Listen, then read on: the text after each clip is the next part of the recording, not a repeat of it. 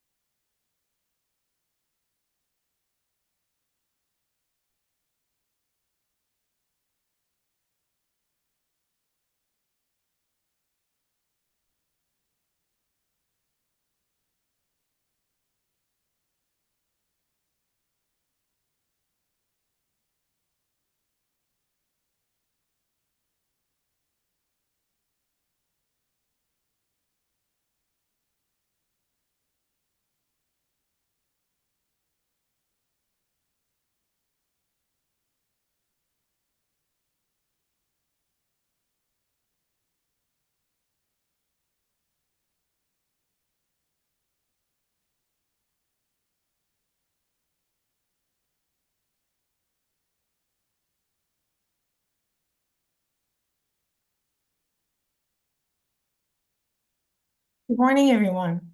It's 9:02 and we'll get started. Welcome, everybody, to the 20th Annual Transfusion Medicine Education Web Symposium. This year's topic is Beyond the Pale, all about anemia and how to treat and manage your patients with anemia. My name is Doreen Roos. I'm the Clinical Project Coordinator with ORBCon. Today's objectives in our presentations are, first of all, to implement strategies to diagnose and optimize patients with iron deficiency anemia scheduled for surgery. Secondly, to develop anemia management plans for pregnant patients and patients of childbearing potential. And thirdly, to incorporate current best practice in the management of transfusion-dependent patients with bone marrow failure.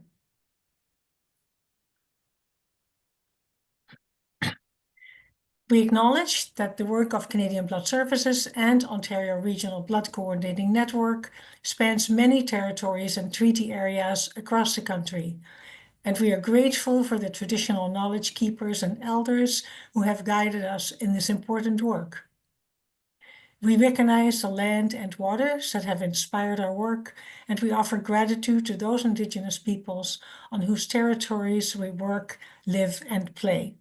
And the artwork here below is called Hope Paddle. It was an artwork that was gifted to Canadian Blood Services, and the paddle's up image signifies that we are ready to begin our journey of truth and reconciliation.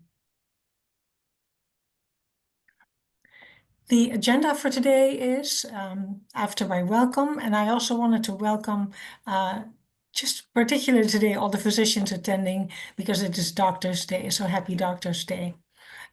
We're going to start with a presentation on behalf of OnTrack, which stands, of course, for Ontario Transfusion Coordinators. Dr. Ali Amer and Anna Plant will be talking about optimizing patients before surgical procedures. The second talk by Dr. Michelle Zeller from McMaster has been pre-recorded, and Dr. Zeller will not be able to join us for the panel discussion at the end. Dr. Julia Lin will take her place for that. The third topic is the snakes and ladders of chronic red cell transfusion care in patients with impaired hematopoiesis by Dr. Christine Serdi from UHN. Then there will be a panel discussion. We will not take questions after each individual presentation, but questions, and I will tell you how to enter those, will all be taken during the panel discussion at the very end. And that panel will be led by Dr. Jonathan Mack of Canadian Blood Services.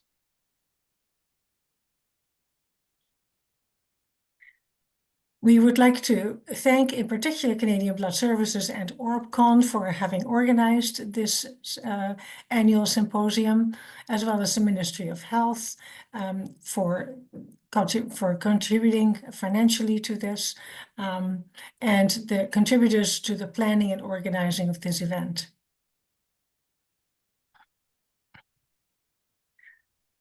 Just the disclosure, by attending this event, because it will be recorded, archived, and may be used for educational purposes in the future. So by participating, you indicate your consent to this.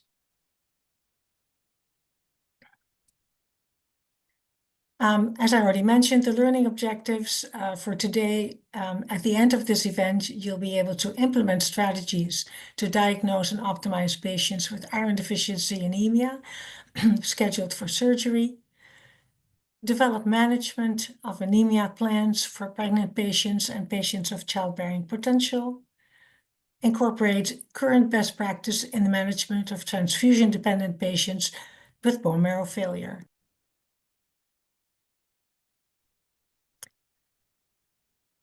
This year, again, we have prizes to be won. All attendees are automatically entered in a draw of 3 gift card prizes, as long as they're registered and complete the evaluation. So this includes attendees who watch the archived version no later than June 4th. So it's not just the people attending this morning, but also anyone who watches the archived version by June 4th and then fills out an evaluation. The winners will be notified directly and the names, with their permission, posted on the transfusionontario.org website. And our congratulations to the winners of our early bird prizes. We had, for several people, a 1-year membership to CSTM.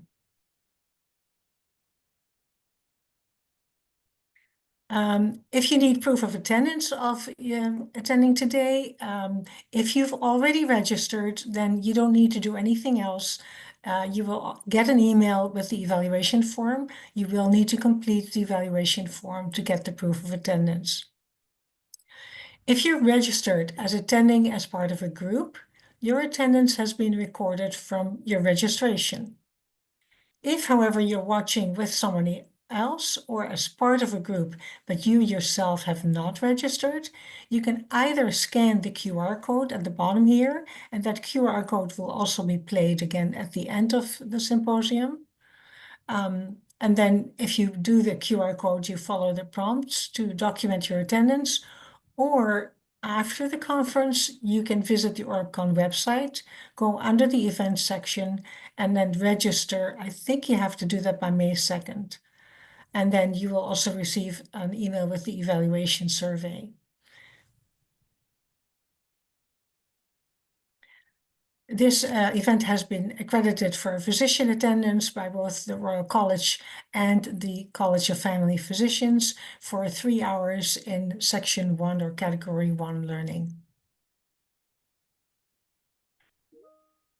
The evaluation survey is important to us. It's important to you because you have to fill it out to get your proof of attendance, but it's really important to us to know what you think of this event and how we might improve it in future years. And you will get the link by email once you've registered. This is what the certificate of attendance looks like. I think you have to then enter your own name in the certificate.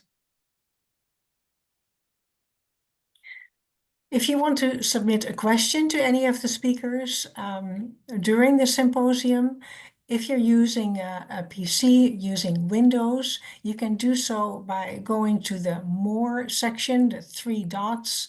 I think it's at the bottom of your screen, as we highlight here in step 1. So click on the 3 dots for More. That'll take you to something you can scroll down and you'll find the Q&A. So then click on the Q&A and you can put your question in there.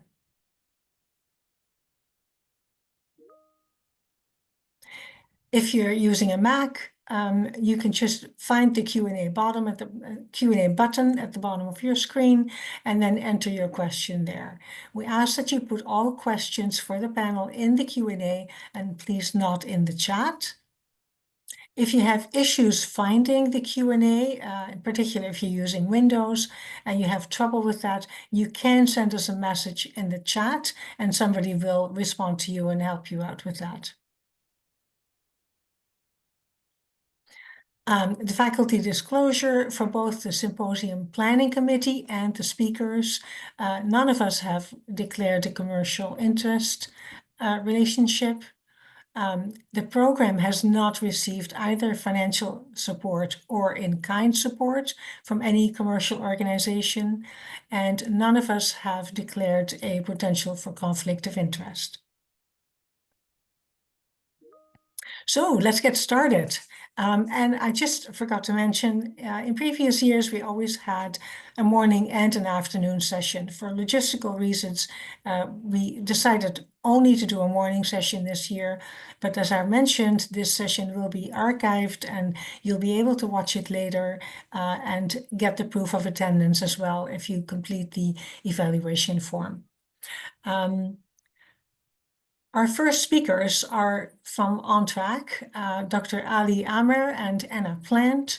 Dr. Ali Amer is a clinical and anatomical pathologist certified by the Royal College as well as by the American Board of Pathology.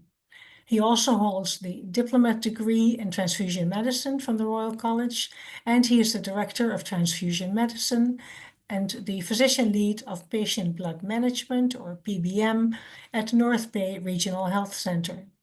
Dr. Amer will be presenting together with Anna Plant.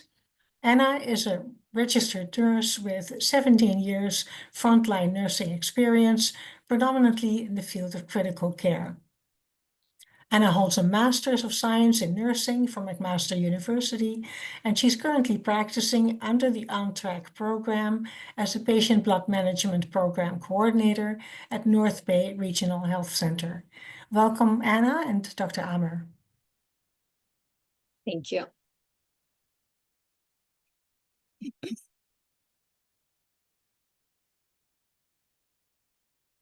Okay, can everybody see my screen? That's great. Yes. Okay, so just give me 1 second here. Hello, so thank you for inviting me to be part of this presentation today. I am Anna. I'm an RN practicing in the role of OnTrack Patient Blood Management Coordinator at North Bay Regional Health Center. And myself, along with Dr. Ali Amer, will present on various elements of patient blood management. And I do not have any specific disclosures to declare. The learning objectives of this presentation are as follows. Firstly, to introduce the concept of patient blood management and explain the OnTrack patient blood management program provincially and specific to North Bay Regional Health Center, to define preoperative anemia and to discuss the prominence and impact of preoperative anemia, and to highlight international, national, and provincial guidelines specific to patient blood management. Dr. Amer will then present on a discussion of iron metabolism, review of causes of iron deficiency, a review of lab tests and interpretation, and discussion of various patient blood management treatment modalities. To start, I think it's imperative to understand the concept of patient blood management. Patient blood management is the optimization, management, and preservation of a patient's own blood to improve general health and healthcare-related outcomes. And though everyone would benefit from patient blood management, patients undergoing surgery who have untreated anemia carry an increased risk of suffering from postoperative complications.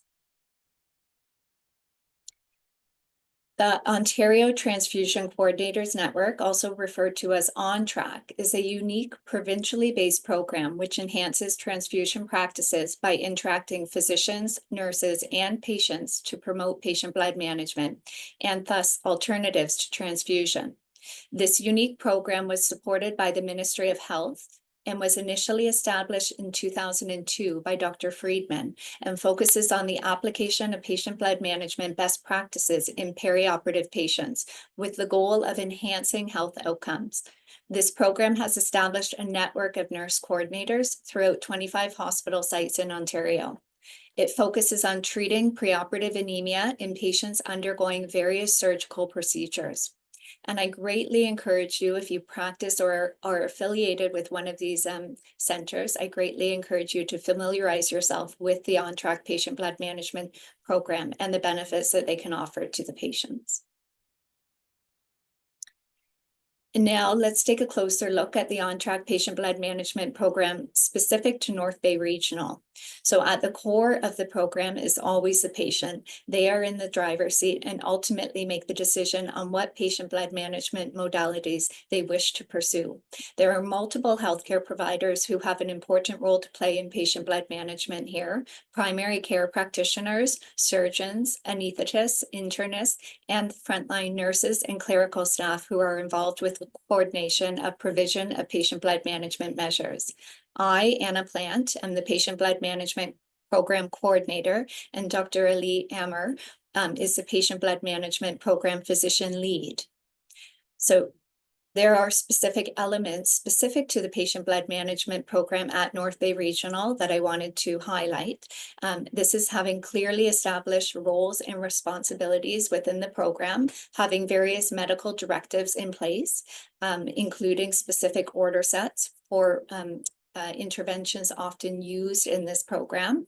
In addition to that, we have various site-specific quality metrics that we analyze on a regular basis to ensure the ongoing success of the program. And our primary outcome measure is evaluating a change in one's hemoglobin concentration from the day they are seen in this program to the day of their surgery. And the secondary outcome measure that we look at is the transfusion rates within the organization. So now that I've spoken about patient blood management, I'd like to discuss an extremely common ailment in one's blood health, and that is anemia. And anemia, as defined by the World Health Organization, is a lower than normal level of hemoglobin in circulation within one's blood. And hemoglobin is an important molecule in red blood cells as it is responsible for the transportation of oxygen throughout one's body. The World Health Organization has provided a guideline that specifies hemoglobin cutoffs used to define anemia. And as specified in this guideline, what constitutes normal hemoglobin is influenced by one's age, sex, pregnancy, and factors such as smoking and the altitude one lives above sea level. For the purpose of this presentation, the focus will be on adult, non-pregnant females, in which anemia would be defined as per the WHO guidelines, a hemoglobin under 120, and adult males, in which anemia would be defined as per the WHO guidelines as a hemoglobin under 130. So taking this definition of anemia into account, let's look at a hypothetical view of how this may possibly impact one going for a surgical procedure. A male and a female patient undergo a major elective surgical procedure in which there's an estimated blood loss of 1,500 mils. The female patient presents for the surgery with the starting hemoglobin of 120. So as per the WHO guidelines, they are not anemic. They have an estimated total circulating blood volume of 3.5 liters. The male patient presents for the surgery with the starting hemoglobin of 130, again, not anemic, and a total circulating blood volume of approximately 6 liters. They both lose equivalent blood loss, 1,500 mils intraoperatively, and this would equate to an approximate 1/4 blood volume loss for the male and just under half of the circulating blood volume loss for the female. This would result in an estimated postoperative hemoglobin of approximately 98 for the male and approximately 69 for the female. And if using a hemoglobin threshold of below 70 to trigger consideration of a transfusion, this would result in the female having a higher likelihood of receiving a transfusion in contrast to the male. And as substantiated in literature, females do have a higher likelihood of receiving surgical-related blood transfusions in contrast to males. So with that being said, there are international, national, and provincial guidelines that suggest defining preoperative anemia equivalently across both sexes as a hemoglobin under 130. So let's take a look at this scenario again. With the exception of the female's hemoglobin has now been optimized to 130 before the surgery, because at 120, we would recognize that as preoperative anemia, and therefore we have intervened with success. As this image shows, when the female's hemoglobin is optimized from 120 to 130, the relative dip in the hemoglobin does not fall into that alarm zone that may trigger consideration of transfusion. And as such, I feel these images do a good job at depicting the importance of defining anemia equivalently across both sexes. Literature has shown that approximately 23 to 45% of patients undergoing preoperative surgery present with preoperative anemia, and iron deficiency anemia is widely accepted to be the most common cause of anemia in the general population, which also falls into the preoperative setting. And as this bar graph depicts, the prevalence of preoperative anemia is concerningly high throughout many surgical populations. And I've placed red dots beside the surgical patient populations who at North Bay Regional Health Centre are automatically screened for preoperative anemia as part of their preoperative assessment. And this is based upon the surgeries performed here and also in alignment with the surgeries recognized to have high prominence of preoperative anemia. Furthermore, knowing that iron deficiency is the most common cause of anemia worldwide, I would like to take a moment to highlight the prevalence of iron deficiency in pregnancies. This picture depicts findings from a retrospective study based right here in Ontario. The prevalence of iron deficiency in pregnancies in Ontario was found to be over 50%, with 25% of pregnancies complicated by severe iron deficiency, defined by a ferritin under 15. And despite this rather high prevalence of iron deficiency, 40% of the patients were not even screened for iron deficiency throughout their pregnancy. This is a rather concerning finding, and given the abundance of evidence that indicates iron deficiency is associated with adverse pregnancy outcomes. And for this reason, at North Bay Regional Health Centre in the PBM program, we do accept and see pregnant patients who are recognized to have risk of iron deficiency with or without anemia within the program. So this brings me to explore the question of why. Why should we care about preoperative anemia?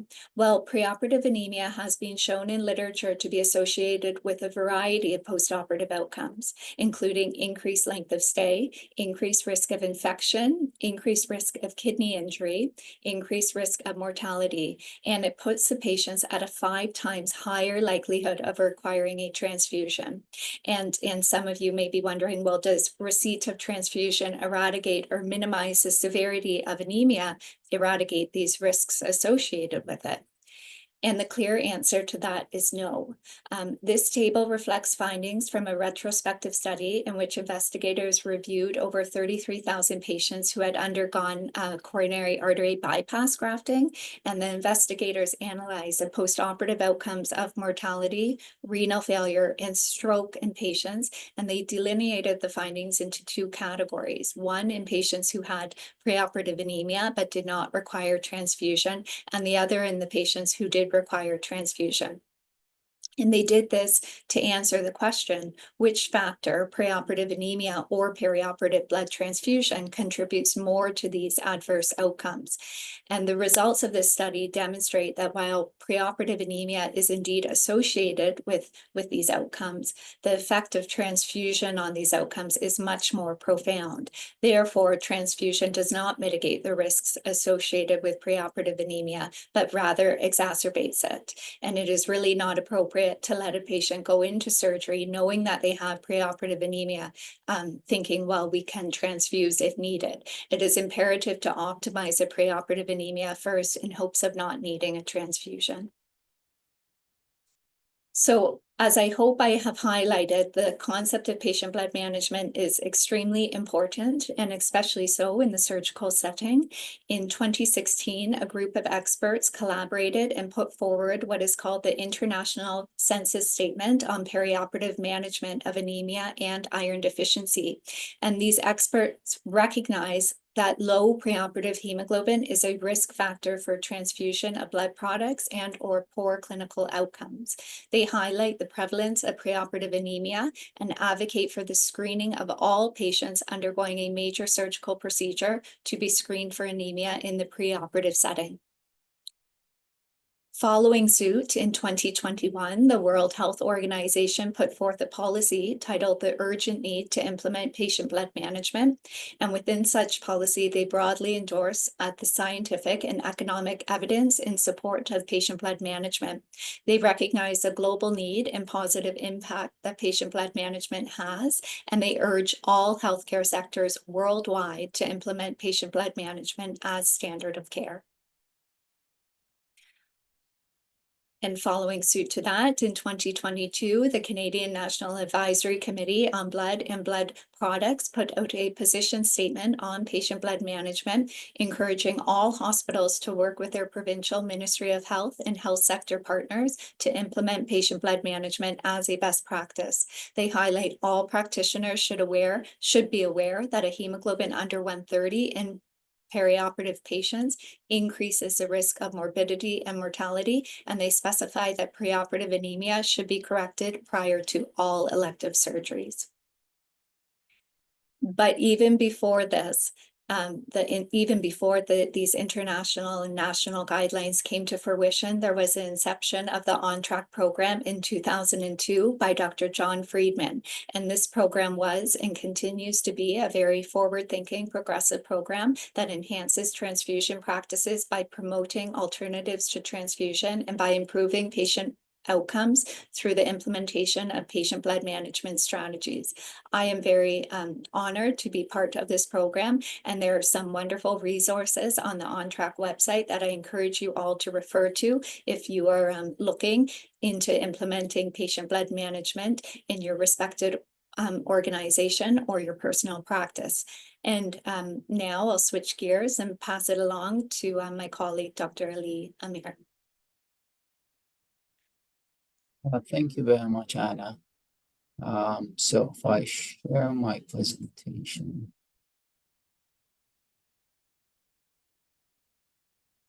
See it? Yeah, okay. It's not on presentation mode yet. Sorry, I can't hear. We can see it, it's just not on presentation mode there. It's on the notes. How about now? We can still see the next slide coming up, but it does look good. Okay. Thank you very much for the opportunity. It's a big pleasure to be with experts in this field, and thanks to the organizers. I'm gonna start with my slide for the interest of time. So my focus will be given to iron deficiency, since it's the most common micronutrient deficiency globally. It is estimated about 1/3 of the world's population is iron deficient. So why is this subject important? As I said, it's very common. The other reason why this is very important is because all living organisms need iron for living. So it's not only human, animals, and plants need iron, but also all microorganisms, including viruses, bacteria, parasites, and fungi. All need iron. And that's probably why we see in the states of chronic inflammation that the host would try to restrict the iron circulation and keep it locked in. We all know that iron is an important and essential element for the formation of hemoglobin and myoglobin. And this is a schematic diagram of the hemoglobin. So we have two beta and two alpha chains, and they are attached to the heme molecule. So we have 4 heme molecules. And in the center of the heme molecule, we have the iron. And we all know that iron can reversibly bind to oxygen, and it can freely offload the oxygen to the peripheral tissue. The same structure of this heme molecule present in the muscle cells in the myoglobin, and it acts as a reserve, as a carrier for oxygen, and it can offload the oxygen during physical activity. So we all know that. But importantly, I'd like to mention that iron enters many intracellular enzymatic activities. Most importantly, it's an essential element in the ATP and DNA synthesis. Also, iron is an essential element for neutrophils and macrophages when they form their free radicals as an antimicrobial element. So this is really important to keep in mind, because we all just remember the hemoglobin and myoglobin. Iron is tightly regulated in the body, so there is no active mechanism to excrete iron. Too much iron is not good, and if we have too much iron and iron is free, it can bind to oxygen and form toxic free radicals, and it can damage tissue. Inversely, too little iron is not good either. So, where do we see iron, or let's say the primary organs where we can see iron? So about 60% of iron is present inside the red cells. About 15% of iron is stored in the liver. About 10% is stored in the spleen, and about 5% between the bone marrow and the muscle. Now, the iron circulated in the body is mostly bound to transferrin, but the iron that is bound to transferrin, even in the free iron, which is very little amount, the combination of two is really less than 1% of the total body iron. So when we want to have an idea of the total iron, we can measure things like ferritin, hemosiderin, or the iron or transferrin, but this is not really the majority. This is not the total iron present in the body. These are just indirect ways to measure the total iron. Practically speaking, the measurement of serum iron and transferrin, they don't have a great sensitivity. Because both iron and transferrin, they fluctuate, they have diurnal variation. Serum iron in particular, it can fluctuate with the dietary intake. And when it comes to assessment of iron deficiency, we're mostly interested in the intermediate and long term of iron storage. So this is just to keep in mind. We still do it in our lab when we assess patients at the patient blood management, but just keep in mind, it's not a highly sensitive test. Oh, this is a diagram to highlight how iron is circulated in the body. Now, the main sources of iron, it can come from the small intestine through the absorption, and it can come from the liver and spleen to release the iron storage. The daily average intake in a healthy person is 1 to 2 milligrams per day. Now, this is barely equal the daily losses in a healthy person, which is 1 to 2 milligrams per day. The losses come from desquamation of skin cells. About 20 to 30,000 cells get discarded every minute, and also through the sloughing of the old columnar cells in the gastrointestinal tract. Again, this is in the healthy person. So if you have any active chronic disease, you will get more losses than the intake. And for women, a bad menstrual period can really wipe out an entire month's supply of stored iron. It is estimated about 20 to 30 milligrams per day circulated in the body. This is mostly used by the bone marrow, and we form the red cells. Now, the body has an amazing ability to recycle old RBCs and store it between the spleen and liver. Now, whether it's a storage site between the liver, the spleen, and the small intestine, the main or the only exporter of iron is the ferroportin.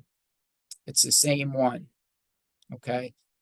So through this one, iron can go to the circulation bound to the transferrin. Now, hepcidin is the main hormone that regulates this iron circulation.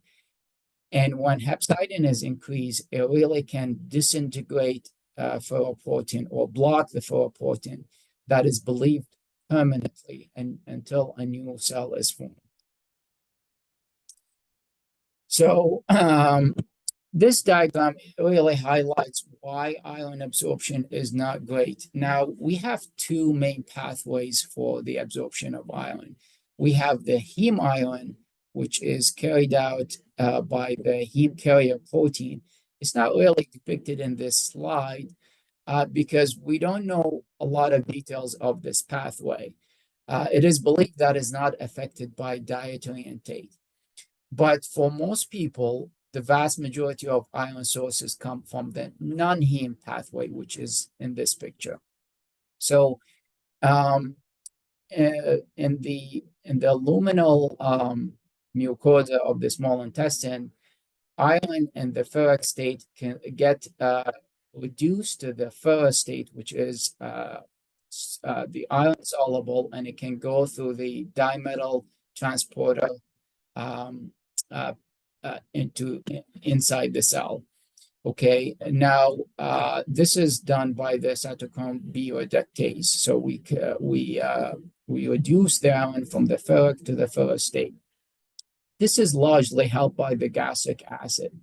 Okay, so any gastric so acidity really helps with this conversion. Inversely, alkaline medium can really impair this conversion. Also, other dietary factors like the presence of calcium, the presence of magnesium, the presence of phosphorus, the presence of tannins in tea and coffee can really impair the absorption. Laxative, protein pump inhibitors, the phytate in cereals and bran really impairs iron absorption. So there are a lot of factors, a lot of dietary factors can impair the absorption of iron. And really, we need to get into details of this when we assess patients and assess, for example, why they're not responding for the oral iron. So detailed history is required for this assessment. Now, once iron gets inside, whether it's the non-heme pathway or the heme pathway, both iron molecules can be transported through the ferroportin, and the iron from the ferrous state gets oxidized into the ferric state, which is more stable, and gets transported by the transferrin. As I mentioned, hepcidin is the main hormone that regulates iron absorption in the small intestine, and iron release from the liver and the spleen. It's the same one. So hepcidin gets upregulated by inflammation and increased iron stores.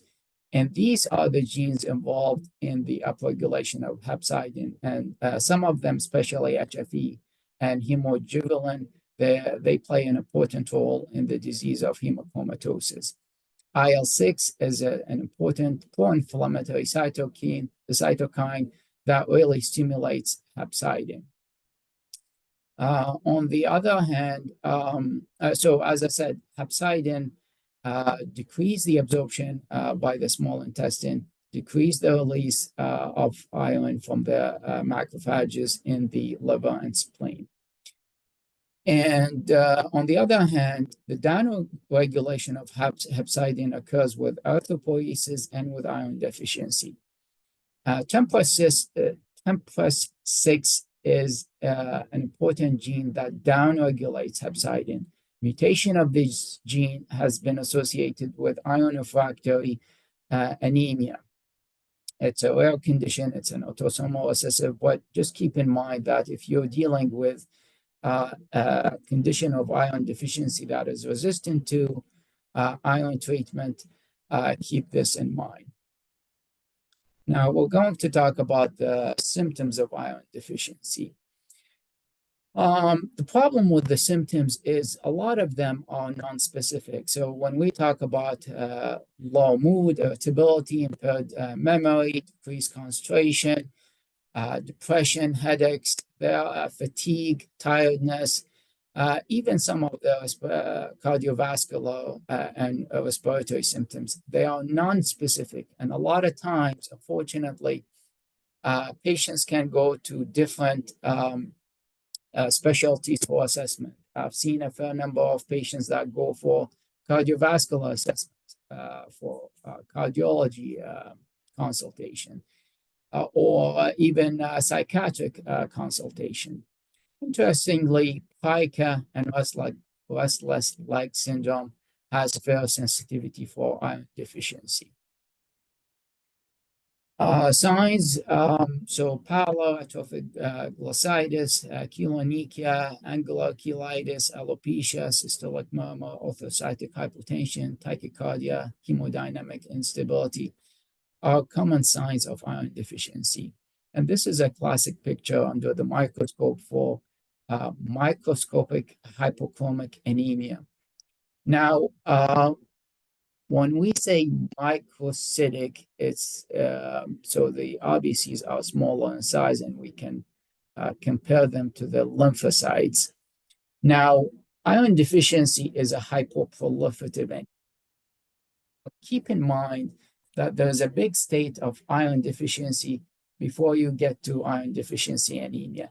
In fact, more than 50% of iron deficiency, you will have a normal MCV. Please keep this in mind. The other reason is because a lot of times one of the most common cause of iron deficiency is chronic blood loss. With chronic blood loss, you will get large reticulocytes.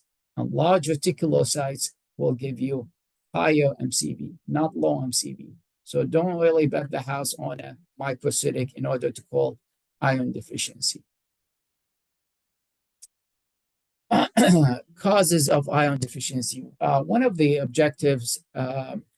objectives when I see a patient at the patient blood management is not only to optimize anemia, but also to find the cause of iron deficiency. Now, I may not really be successful in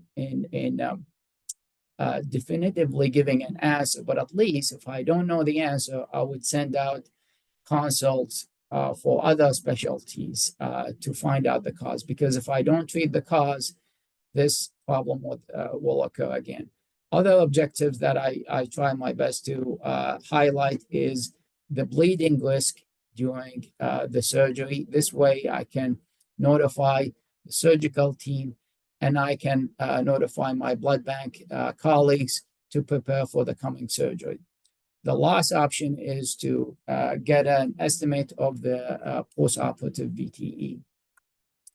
Back to the causes of iron deficiency, common causes would be the gastrointestinal tract and the gynecological tract. If you cover these two causes, you would cover the vast majority of causes. Number two, especially in young people, there's an increase in physiological demand with a supply that is inadequate to meet the demand. So we're talking about pregnancy, lactation, menses, young adults that are very active. You may not really keep up with the demand. Other common causes would be decreased absorption. So we have celiac disease, autoimmune gastritis, H. pylori. As I mentioned, chronic inflammatory conditions like inflammatory bowel disease, gastrectomy, proximal small bowel resection, and duodenal bypass. One important practical point that I see commonly in practice is when the patient gets sent out to general surgeons and gastroenterologists, some of them, not all of them, they would look for only visible lesions or visible source of blood loss. When I send the consult these days, I demand a biopsy from the duodenum, and I demand a biopsy from the stomach, regardless of what they see. The reason is because there's very poor correlation between what they see and what I see under the microscope. Because H. pylori infection is very common, okay? And a lot of them, the stomach can be normal. And with decreased acid production, you will have lower iron absorption. Same thing with autoimmune gastritis. And also a lot of cases of celiac disease, you would not have the classic atrophy that people would see endoscopically. I would also venture to say with any inflammatory bowel disease, mild cases of IBD or microscopic colitis, they wouldn't see anything. Just for the interest of time, I'm going to go quickly. Anemia of chronic disease, we can think of it as a type of iron deficiency. It's a functional iron deficiency. The body will lock the iron inside the cell because of the increased hepcidin production. And unfortunately, you wouldn't have a good absorption with oral pills. You need intravenous iron. Laboratory test, CBC, reticulocyte, including reticulocyte hemoglobin content. This is my favorite test. It has a very high sensitivity and specificity for early iron deficiency. And also, not only that, but it's one of the first sensitive tests that would reflect good iron response for intravenous iron, for any iron treatment. Okay. Ferritin, it's a very good sensitive test if you don't have chronic inflammation. We like to check for a kidney function test because in order to consider EPRAX in chronic kidney conditions, CRP would give you a good clue for anemia of chronic inflammation if there's more than 5 milligram per deciliter. CRP is way more sensitive than ESR. Also, I might check for blood smear. I mentioned before the serum iron and transferrin, they have low sensitivity when it comes to iron deficiency anemia. Dr. Amir, sorry to interrupt. You Yes. have 8 minutes left in your presentation. Sure, I'll go quickly. This is a study that I mentioned about that talks about the sensitivity of reticulocyte hemoglobin content. Now the cutoff is 30 microgram per liter. In children, we go lower because generally speaking, children have a smaller iron reserve and they go through an exponential rapid growth phase. And we assess we treat iron deficiency and we reassess in 3 months. This is a good retrospective meta-analysis about the origin of why we were stuck with low reference interval for the very long time. Mostly credit goes to the people in Toronto. So 61 articles were reviewed. About 49% of the studies, it showed that the studies did not really explicitly screen for patients at risk of iron deficiency. This is when it comes to studying the reference interval of ferritin. 52% of the studies did not establish the gold standard guidelines, CLSI guidelines. Okay, so this is just the blame goes on the lab for not establishing good studies for screening patients at risk of iron deficiency. Indications of oral iron, usually mild anemia with no evidence of active bleeding. First trimester pregnancy it's not that iron is dangerous in first trimester, it's just we don't have safety data. And the second trimester pregnancy with hemoglobin more than 100. These are the oral formulations that we have. The top 3 are the iron salts. They are cheaper, however, they're associated with higher side effects. The current one, the iron polysaccharide, I kind of prefer these because they have lower side effect. And these are the 2 new formulations that are not associated with dietary problems and have better safety profile. To be honest, I haven't found a good large studies to compare these formulations. I like to give iron every other day. This is based on the work of Moretti and Stoffel. They showed that iron has better absorption and about 30% and about 30% of lower side effects comparing to daily oral intake. This is a very good meta-analysis that compared oral iron ferrous sulfate to IV iron to placebo, and it just highlights how common side effects among the oral salts. Indications of IV iron, oral iron that is not tolerated, oral iron absorption, rate of bleeding is too brisk for oral iron because oral iron takes really long time. Severe anemia and ongoing blood loss, time sensitive, and the patient blood management would be a perfect example. Iron restrictive erythropoiesis, so chemotherapy, and in chronic kidney disease, they just don't respond to oral iron. Side effects of oral iron, this is mostly associated with the old formulations. The common side effect, which is less than 5%, would be the Fishbane reaction. So it's not a hypersensitivity reaction. This is associated with arthralgia, myalgia, chest pressure, headache, flushing, but no hypertension, no periorbital edema, no mucosal involvement, no skin rash. These symptoms are mostly associated with severe allergic reaction, and they are rare.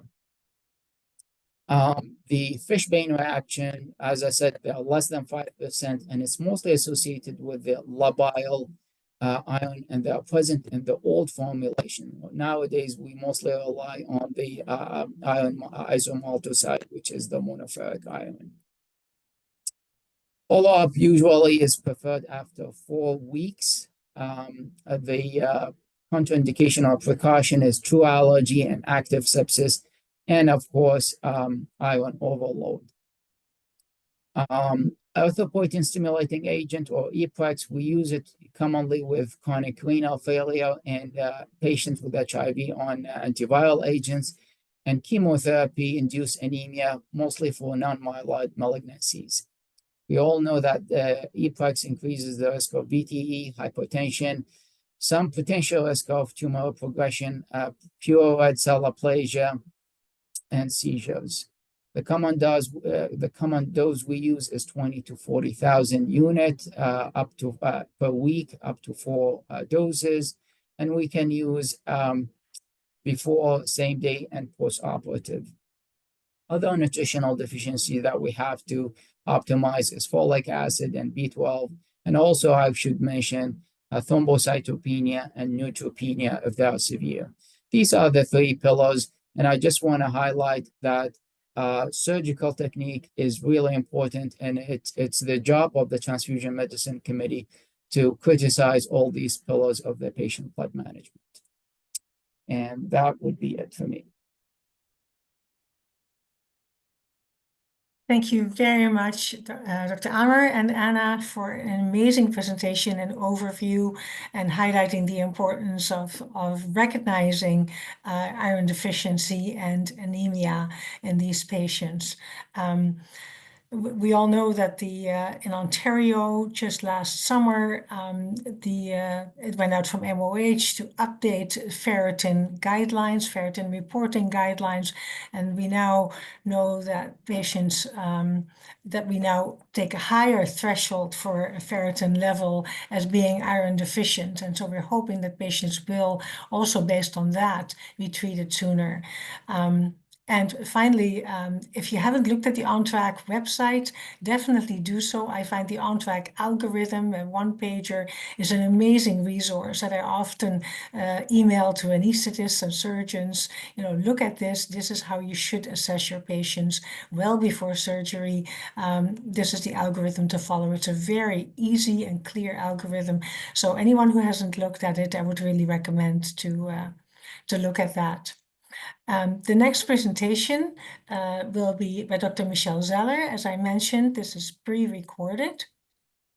Dr. Michelle Zeller is an associate professor and clinical hematologist with the Division of Hematology and Thromboembolism, the Department of Medicine at McMaster University. She's the co-director of operations, transfusion medicine for Hamilton Health Sciences. Dr. Zeller is also the program director for the Transfusion Medicine Area of Focused Competence Diploma program at McMaster University, and she's a medical officer at Canadian Blood Services. Prior to joining faculty at McMaster, she completed postgraduate training programs in internal medicine, hematology, and transfusion medicine, in addition to a master's degree in health professional education. Dr. Zeller is a core member of the Michael G. de Groot Center for Transfusion Research at McMaster, where she leads and participates in clinical research on blood alternatives such as intravenous iron, blood product utilization, informed consent, and impact of blood donor characteristics on recipient outcomes. As I mentioned, Dr. Zeller will not be able to join us for the panel discussion after. That will be Dr. Yulia Lin taking her place there. And a reminder, please put your questions for the panel in the Q&A, not in the chat. And we will start Dr. Zeller's presentation. Thank you. Thank you so much for inviting me to give this presentation on managing anemia in pregnancy and patients of childbearing potential. Tracy, we can't see the presentation. Here are my disclosures.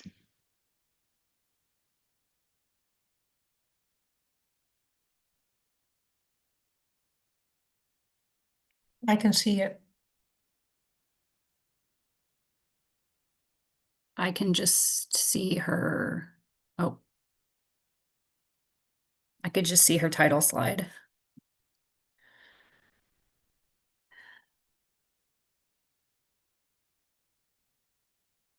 There, now I can see the presentation, Tracy.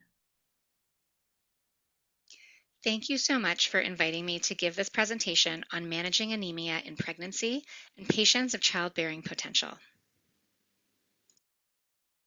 Here are my disclosures. At the end of this presentation, learners will be able to describe unique challenges and risks associated with anemia in patients of childbearing potential, including pregnancy-related anemias. The learner will also be able to diagnose and manage anemia with a focus on iron deficiency. And finally, the learner will be able to select appropriate treatment options for anemia in patients with heavy menstrual bleeding. I'd like to begin by introducing 3 cases for you to consider over the course of this presentation. The first is a 27-year-old G1P1 first pregnancy, 28 weeks gestation, who's referred for anemia. The patient is exhausted. She's been unable to tolerate prenatal vitamins due to constipation. Her vitals are normal. Her hemoglobin is 92. The red cells are a little bit small. The platelets are a little bit high, and the ferritin is quite low. What is the best immediate management for this patient's anemia? Transfusion, a trial of oral iron, encourage spinach and red meat, or infuse iron intravenously. Case number 2. This is a 34-year-old patient who's also in her first pregnancy. This patient is 18 weeks into her pregnancy and she can barely make it through her prenatal yoga class because she's short of breath and exhausted. She has progressive normocytic anemia that is long-standing. She has been on Pregvite and has been taking her ferrous fumarate religiously for the past 6 months. Her hemoglobin is 62, normocytic. Platelet counts are normal. Her reticulocyte count is 240. The ferritin level is normal with a normal transferrin saturation and normal B12. What is the best immediate management for this patient? No treatment is required. Transfuse 1 unit of red cells, initiate oral iron, or infuse iron intravenously. And for the third case, let's consider this 42-year-old patient who has severe uterine bleeding for 2 weeks each month, passing large clots with flooding and leaking, changing sanitary pads hourly. The patient is exhausted. She's emotional. She has headaches. She feels depressed. She has been taking her ferrous fumarate twice a day for a year. Her hemoglobin is 87. The cells are small. The platelets are normal. Her ferritin is almost undetectable at 2 with a very low transferrin saturation. What is the best immediate management for this patient? No treatment, transfuse 1 unit, trial a different oral iron, or infuse intravenous iron. The first part of this talk has 4 subparts, and I'm going to try and address each of these in 2 populations, in women and those with a uterus as the one population, and in pregnancy. And within each of these patient populations, we're going to try to cover prevalence of anemia, iron deficiency or ID, iron deficiency anemia or IDA, investigate underlying etiologies, identify the anemia, iron deficiency, and iron deficiency anemia in terms of the laboratory investigations. And finally, we're going to discuss why it matters. What is the impact on health outcomes? To begin, almost 1/3 of the global population is anemic, with 50 to 80% of these from iron deficiency, and 30% of women or people with a uterus will experience abnormal uterine bleeding at some point in their lifespan. According to the World Health Organization, iron deficiency anemia is most common in women of reproductive age and young children, and this is regardless of geographic region or economic status. This table highlights the total body iron at different time periods of life, the iron stores on board, the recommended daily amount, and the daily loss. And I've highlighted women or individuals with a uterus who are of childbearing potential. You can see that these individuals have the highest on average daily loss, therefore the highest recommended daily amount, and the lowest iron stores. Next, we're going to move on to talk about how we define anemia in different patient populations. In a non-pregnant woman or someone with a uterus, normal, according to the WHO, is greater than 120 grams per liter. But this is contested by some, saying maybe there isn't a physiologic basis or biologic reason as to why women and men should have different definitions for anemia. But we're going to use 120 in the course of this talk. Anemia in pregnancy is defined as a hemoglobin less than 110 grams per liter, but this can vary depending on the trimester. And I have references here from the American College of Obstetrics and Gynecology and the British Society for Hematology. I also want to recognize that 17 to 50% will have anemia, and this will increase each trimester, with iron deficiency as the leading cause. This is a study that was done by colleagues in Toronto at the time and others, where they looked at 1,830 pregnant women who were screened for iron deficiency during their obstetric visit in 2017. And iron deficiency in this study was defined as a serum ferritin less than 50. Iron deficiency anemia was defined as a dual diagnosis of both iron deficiency and anemia based on the levels highlighted here. And interestingly, here's what they found. 91.2% of the patients were iron deficient in their pregnancy. In my opinion, that is a lot. This is another study, also by colleagues in Toronto, or at the time, and this one showed that iron deficiency affected more than 1/2 of pregnancies in a high-resource setting, yet screening for iron deficiency was missed in 40% of pregnancies. And what they found is that females of lower socioeconomic status, or SES, have a lower odds of iron deficiency screening in pregnancy compared to those with a higher SES. So this retrospective cohort study of more than 44,000 patients showed that 60% had a ferritin check during their pregnancy, and this was less likely if the patient came from a low socioeconomic status. 1/2 were iron deficient with a ferritin less than 30, and 1/4 were iron insufficient with a ferritin of 30 to 44, with 8% who were also anemic with a hemoglobin less than 105. So let's switch gears and say, well, if these are so prevalent, if anemia and iron deficiency is out there in many people, should there be screening built in at certain times in our lives? And two different groups, so the American College of Obstetrics and Gynecology, or ACOG, have stated that all pregnant patients should be screened for anemia in their first trimester and between 24 and 28 weeks gestation, and that one should treat with iron if iron deficiency is identified. According to the British Committee for Standards in Hematology, a full blood count at first trimester and 28 weeks is recommended, and if anemia is identified with no other obvious cause, there should be a diagnostic trial of oral iron with a repeat CBC. We're going to move on to talk about how we identify iron deficiency anemia, and anemia. And we can do this through investigations. We have hematologic investigations and we have biochemical investigations that we can pursue. And I'm going to start with describing some of the investigations that come up on our complete blood count. There's the hemoglobin, and the targets can depend on age, sex, patient population, and what type of definitions you're applying. There's the mean corpuscular volume, which is an example, can be low in iron deficiency and iron deficiency anemia, but as we'll talk about in the etiology phase, can be low for other reasons too.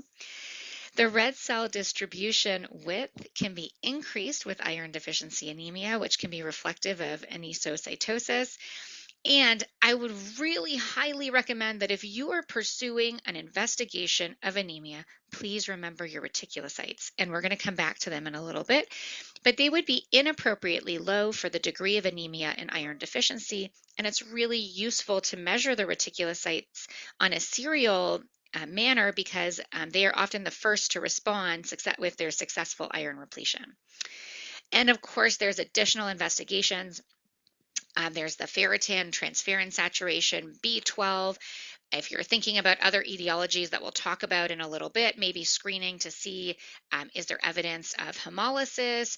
Am I worried about any other aspects like renal impairment? These will guide what you decide to order. There are, however, limitations in the commonly selected biochemical markers, and I want to draw your attention to this. The serum iron can be impacted by oral contraceptive pills or pregnancy, or if people are on oral or intravenous iron. And so you can see shifts in your values that are independent of how much iron may actually be floating around in the serum.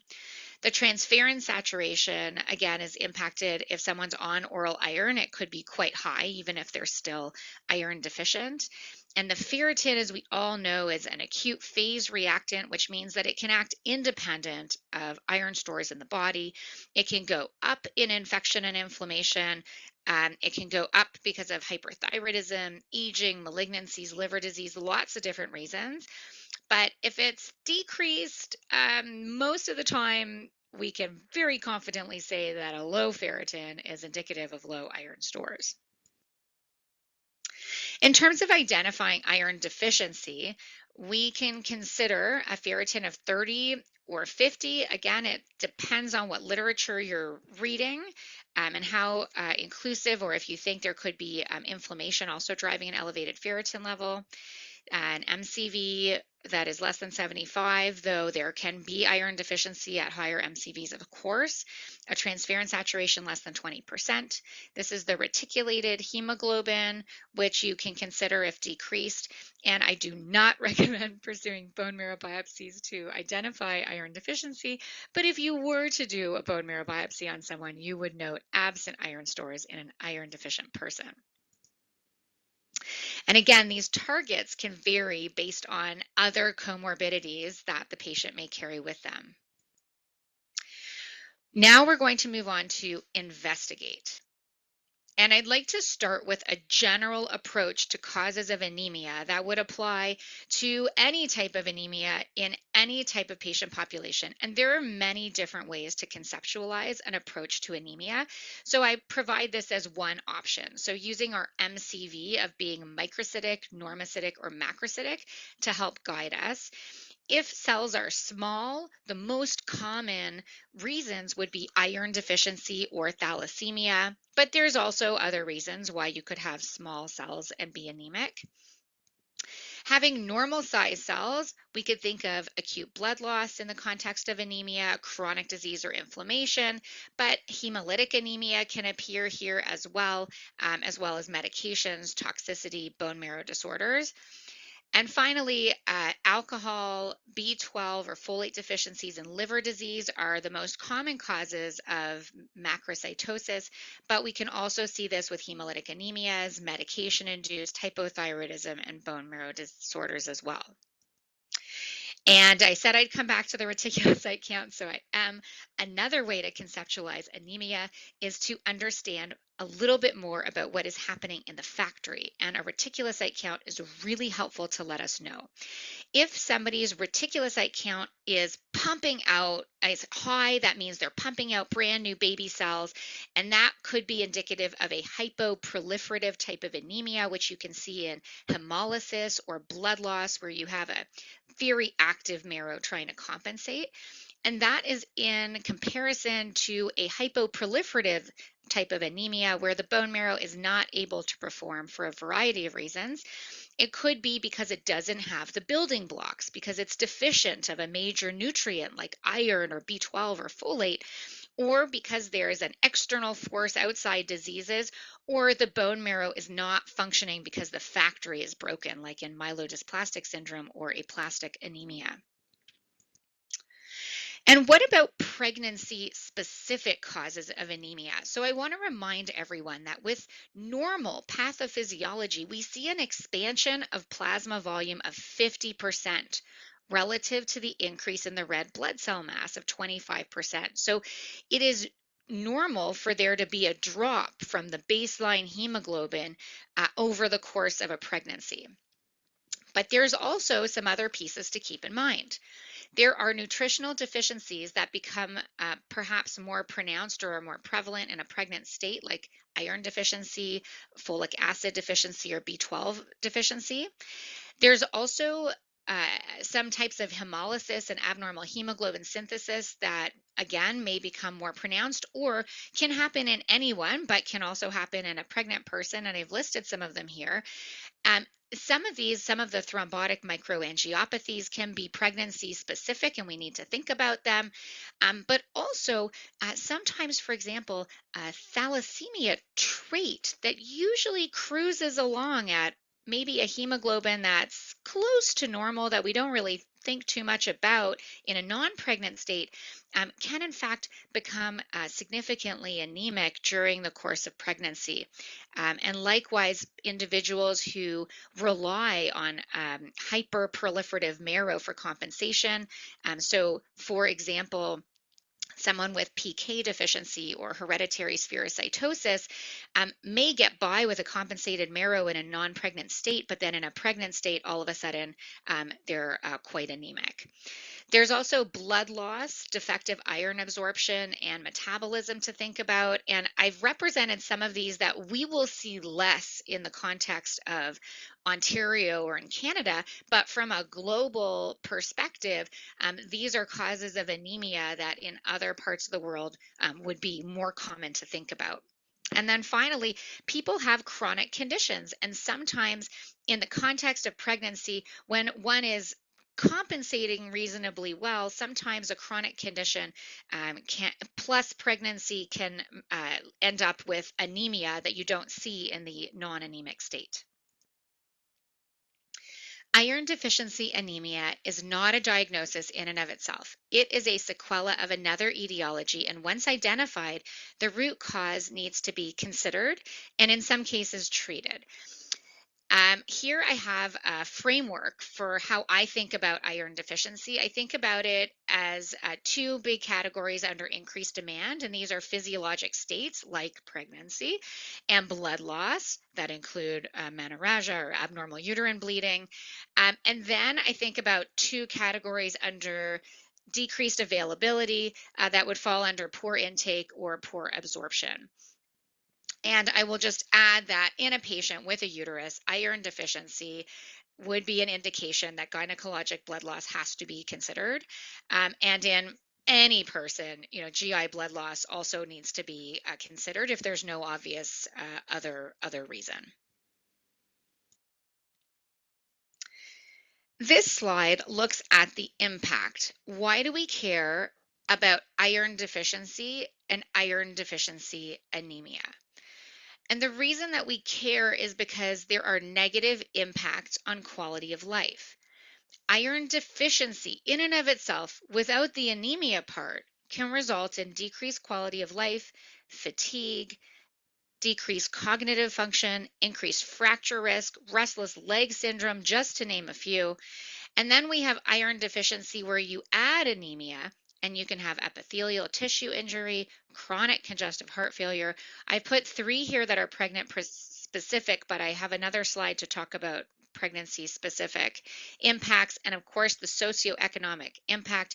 I see so many patients who struggle with iron deficiency and iron deficiency anemia, which hopefully you will recognize is not a diagnosis in and of itself, but it is a sequela of other underlying etiologies as highlighted in the slide just previous.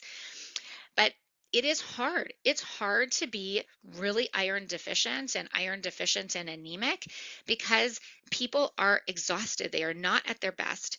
And we can fix these pieces, but when you meet someone who's been living with this for a really long time, it really can take a toll in so many different aspects of their life. This slide I stole from my wonderful colleague, Dr. Christine Matuziak. I made a similar slide, but it was not nearly as graphically pleasing. And so I have shamelessly stolen Dr. Matuziak's, as I have with Dr. Yulia Lin's in other parts of this presentation. Anemia is associated with adverse perinatal outcomes. So anemia is not good in pregnancy. And this slide takes us through some of the complications that are evidence-based. So there have been associations demonstrated in the literature with anemia and placental abruption, postpartum hemorrhage, the requirement for transfusion in the peri-delivery time period, severe maternal morbidity, maternal mortality, postpartum depression. 71% of patients transfused at delivery are in fact iron deficient in pregnancy. And we see in the fetus, in terms of outcomes of the newborn, preterm birth, low birth weight, and neurocognitive deficits that can last beyond childhood into adulthood, and neonatal iron deficiency as well. And finally, how does it feel? As I mentioned previously, mom can feel fatigue, weakness, dizziness, irritability, decreased stamina, hair loss, and dyspnea. And when you are trying to incubate a small creature, it is really hard just at baseline, and then you add all of these other symptoms of anemia, and it can make it all the more challenging for patients. We are moving now to part 2 of this talk, which will focus on management, again, in the 2 specified patient populations, women and those with a uterus, and then and then pregnancy, and we're going to talk about iron repletion and also transfusion.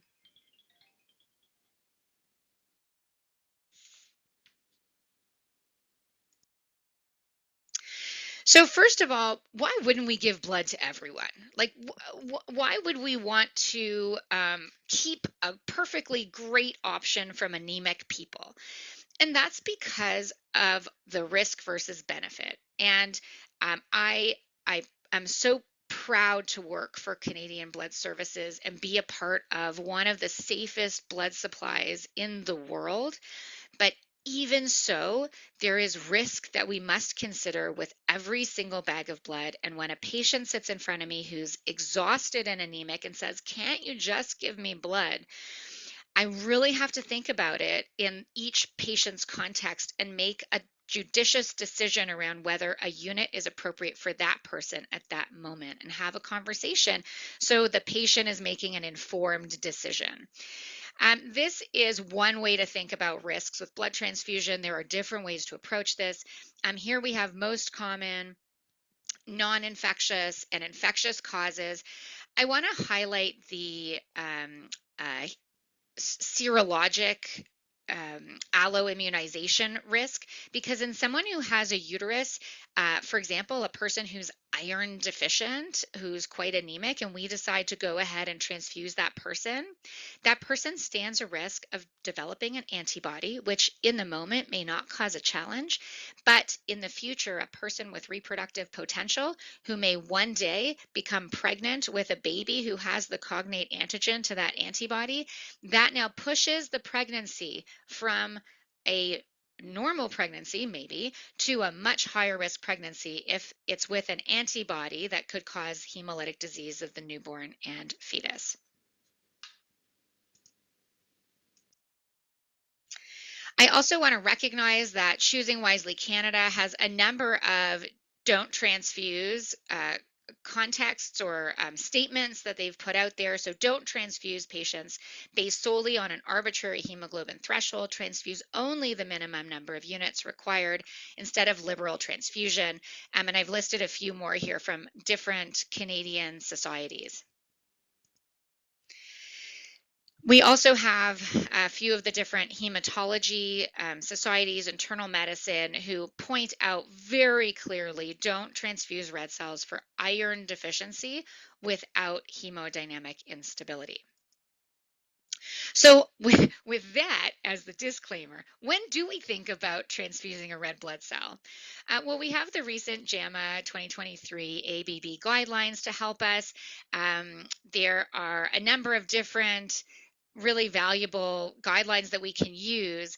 I've sort of summarized and highlighted a few that are acceptable, and I wanted to recognize this number of 70, this hemoglobin less than 70, it's probably appropriate.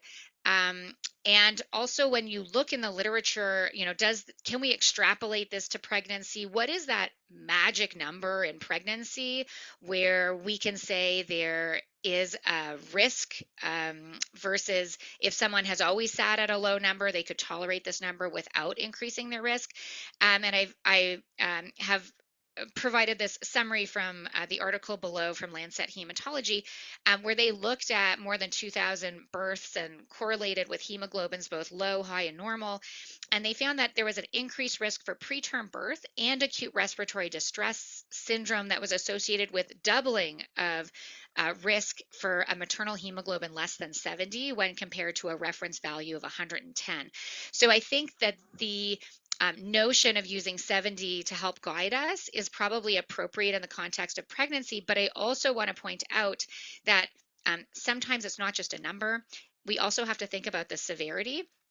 So if a person were to drop from 130 to 70 in the context of a trauma overnight, maybe they drop to 75, but they're very symptomatic, you can think about transfusion in that individual, even if it hasn't dropped below this magic number. And likewise, I want to point out the statement above it, where any hemoglobin with associated iron deficiency anemia, and in a non-pregnant person or a pregnant person, we really think about treating iron deficiency with iron repletion in a person who is hemodynamically stable, regardless of the number, if they're tolerating it.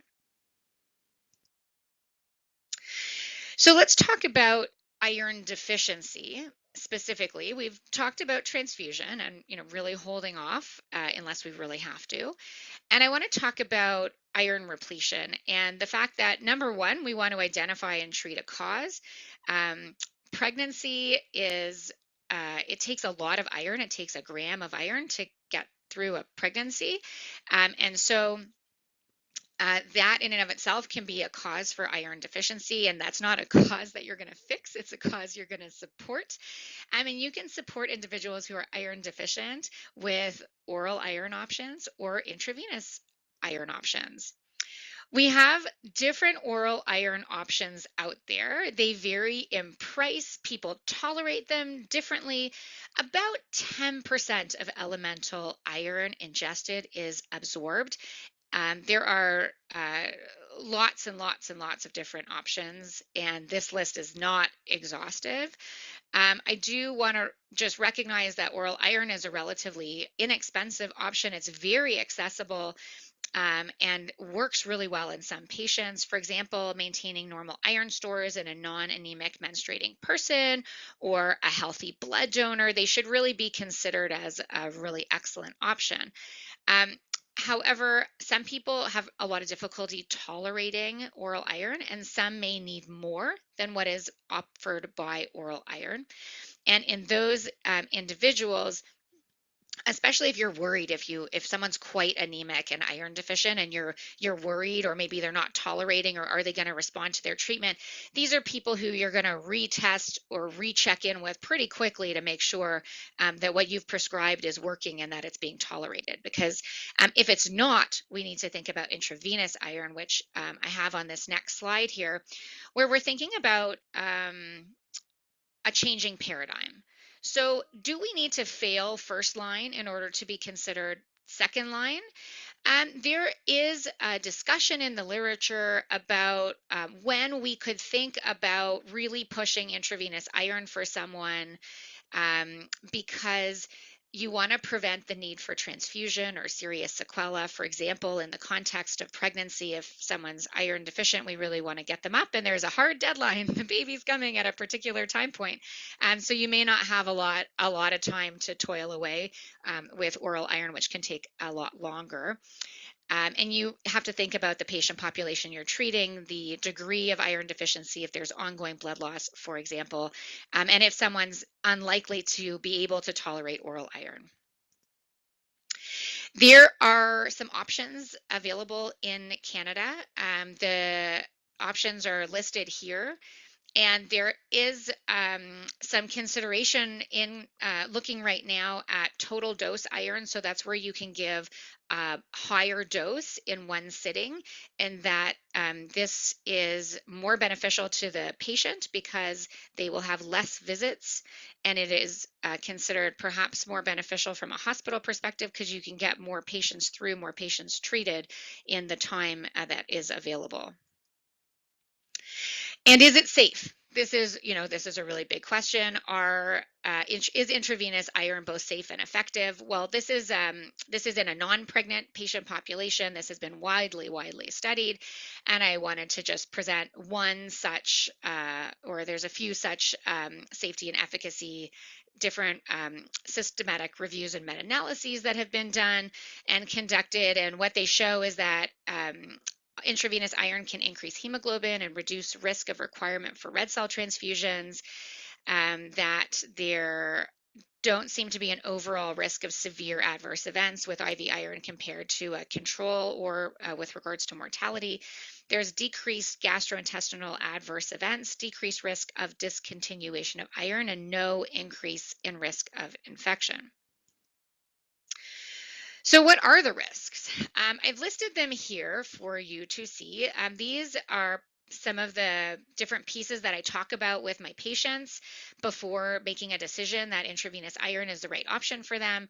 I want to warn people that they could have single site or systemic reactions. They could have allergic reactions, which can range from very mild to, and this is very rare, a severe anaphylactic reaction. A fishbane reaction, which is facial flushing, truncomyalgias, chest tightness without symptoms of anaphylaxis, and it's probably secondary to labile iron. And then there's the post-infusion flu, which is pretty common. So people get through their infusion just fine, and then they go home and feel a little blah for a few days. And with some of the types of intravenous iron, there is a risk of hypophosphatemia as well. And what about pre-medications? Well, decades ago, when there were higher risks of allergic reactions, there was much more prevalent use of pre-medication. But with the current intravenous iron options that we are using in Canada, there is no evidence to support pre-medication for all patients. This is not evidence-based. It is not a practice that I follow, and it is not a practice that I recommend. There are some individuals in whom pre-medication is appropriate, and that would be based on their past exposure history or other allergies. But it is not a everybody gets pre-medicated situation. Hypersensitivity reactions, as I mentioned, can occur, and I've listed here some of the risk factors and then some options for action in mild, moderate, and severe reactions.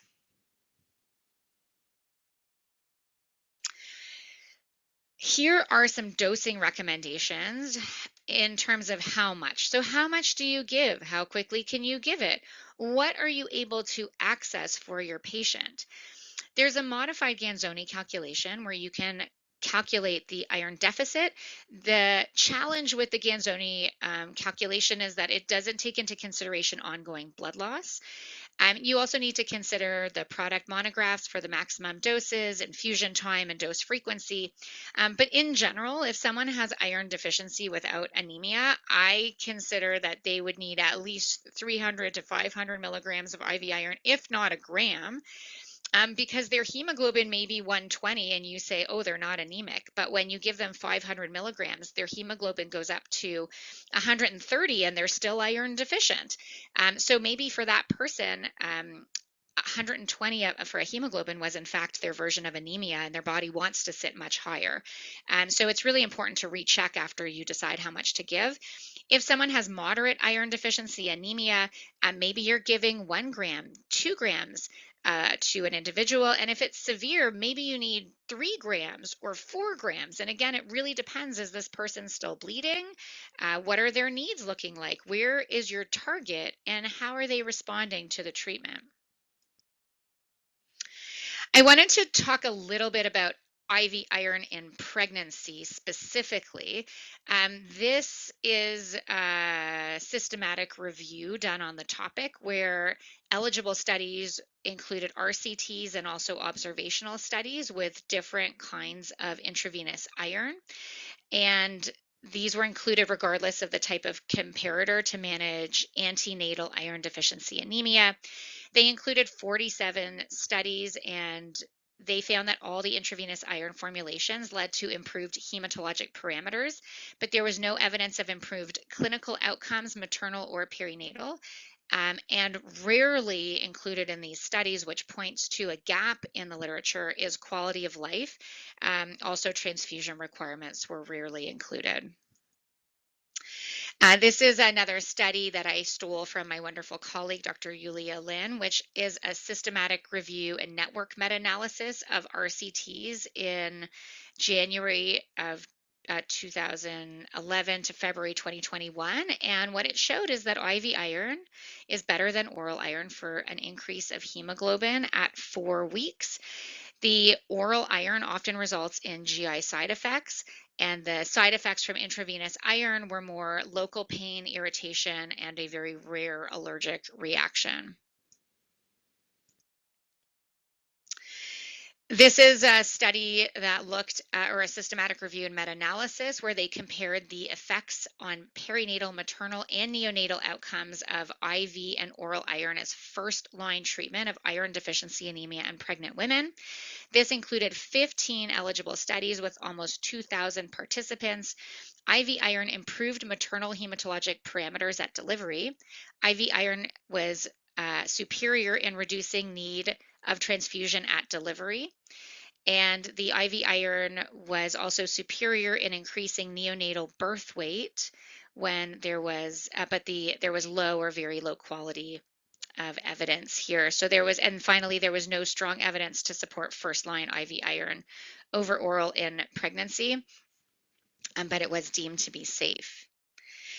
I'm going to highlight two studies with two different types of total dose iron options that we now have available in Canada. The first is with ferric maltose in pregnancy, and this is a randomized controlled trial of 200 patients who are between 14 and 21 weeks gestation with iron deficiency anemia.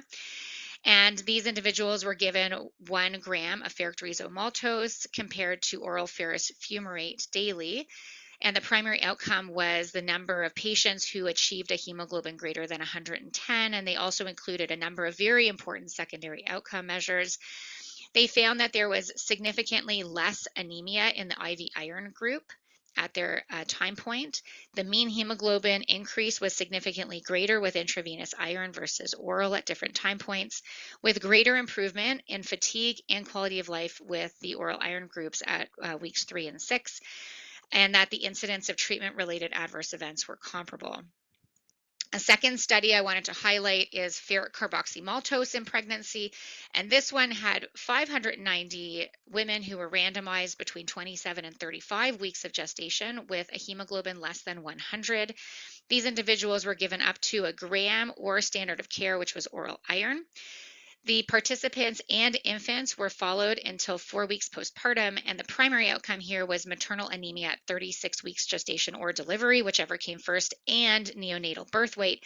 And what they showed is that 46.7% in the FCM group were anemic at their 36-week or delivery, compared to 67.3% in the standard of care arm, and there was no difference in birth weight or serious infusion-related events. I wanted to include this very exciting slide because this came out yesterday. This is management of iron deficiency in children, adults, and pregnant individuals, and it's expert consensus recommendations that I was very lucky to be a part of. And so I wanted to include just this little snippet for you because as it relates specifically to treatment guidelines in pregnancy, and it's very teeny tiny letters, but I would encourage you to open up this brand new publication that you can peruse that covers adults, individuals with menstrual losses. There's other patient populations, but I just included the table that was specific to pregnancy for you to see what we were able to generate in terms of evidence-based recommendations versus expert opinion. Finally, I wanted to leave with a slide on how does one access intravenous iron? And that's me getting intravenous iron 2 years ago in the community. So it depends. Different areas within Ontario have different access, and there are different types of intravenous iron that are available. Locations include in a hospital, in an outpatient daycare, inpatient ward, emergency department. Out of hospital, there are infusion centers.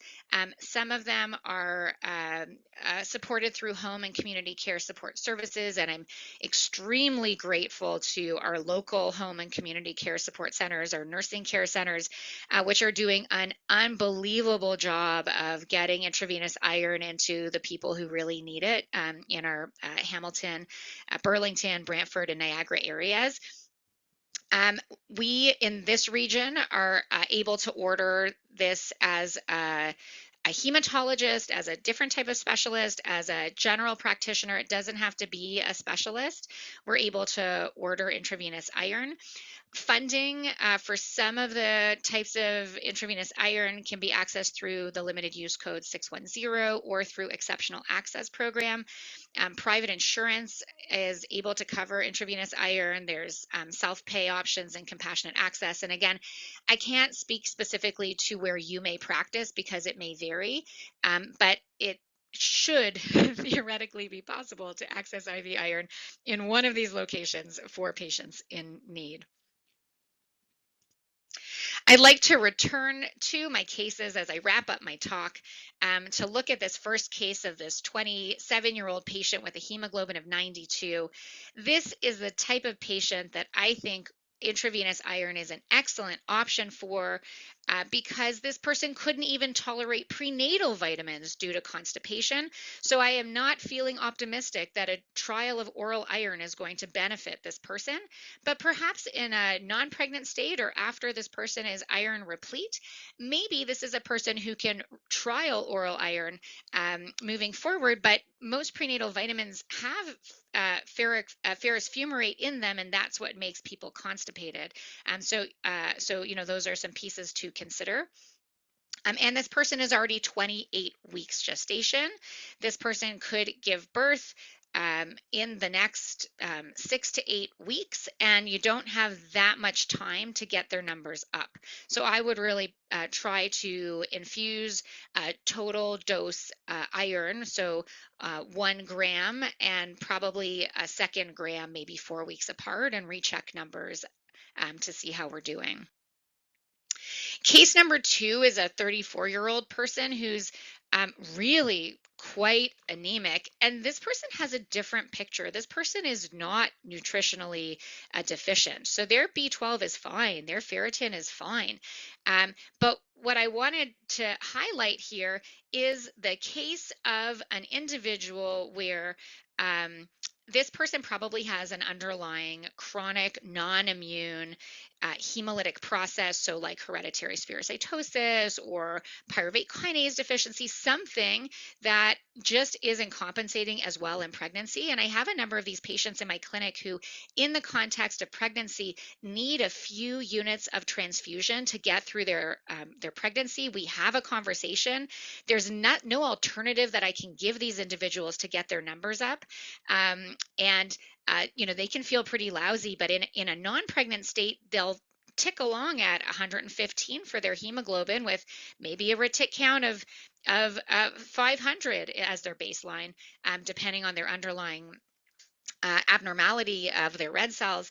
But in this pregnant state, they're not able to compensate. And so this is where I would really think about a transfusion after I have an informed conversation with the patient about what the risks are to consider. And I would do the least amount and then reassess the patient before deciding to give more. And finally, in case number 3, I see so many of these individuals in my patient practice. I want to highlight that iron repletion is only part of caring for these individuals. The other part is understanding why they are bleeding so much and making sure that they are dealing with the amount of blood coming out of them. I tell my patients, they're not thrilled about this, but I say, you're a bucket, you have a hole in your bucket, and we can fill you up. But if everything keeps coming out of the hole in the bucket, depending on how fast it's coming out, we may never win here. And it's exhausting to keep having to make blood to replete loss. So we talk about options like tranexamic acid, naproxen, seeing a gynecologist. They will talk with the gynecologist about, is there something structural? Are there fibroids?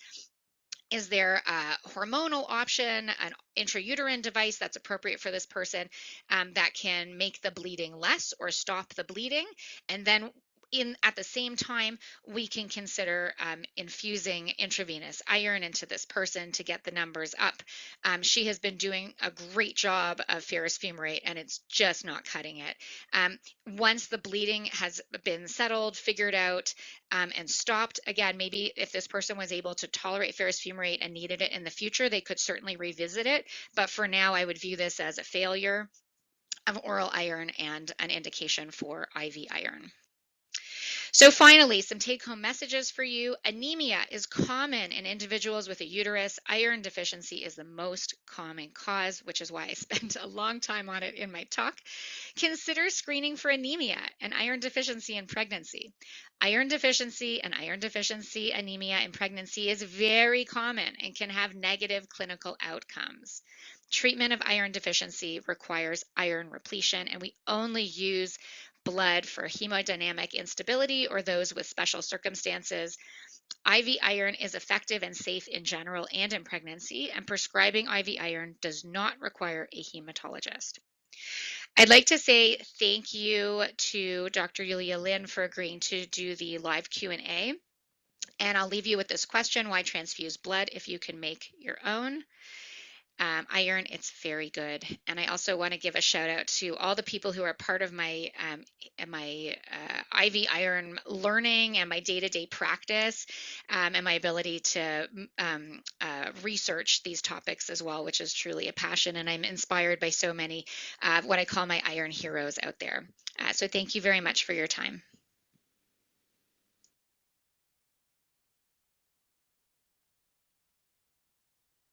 Well, that was an amazing presentation, of course, by Dr. Zeller. And we're not surprised, those of us who've Yeah. heard her talk before know it's Patients and always childcare. crystal clear.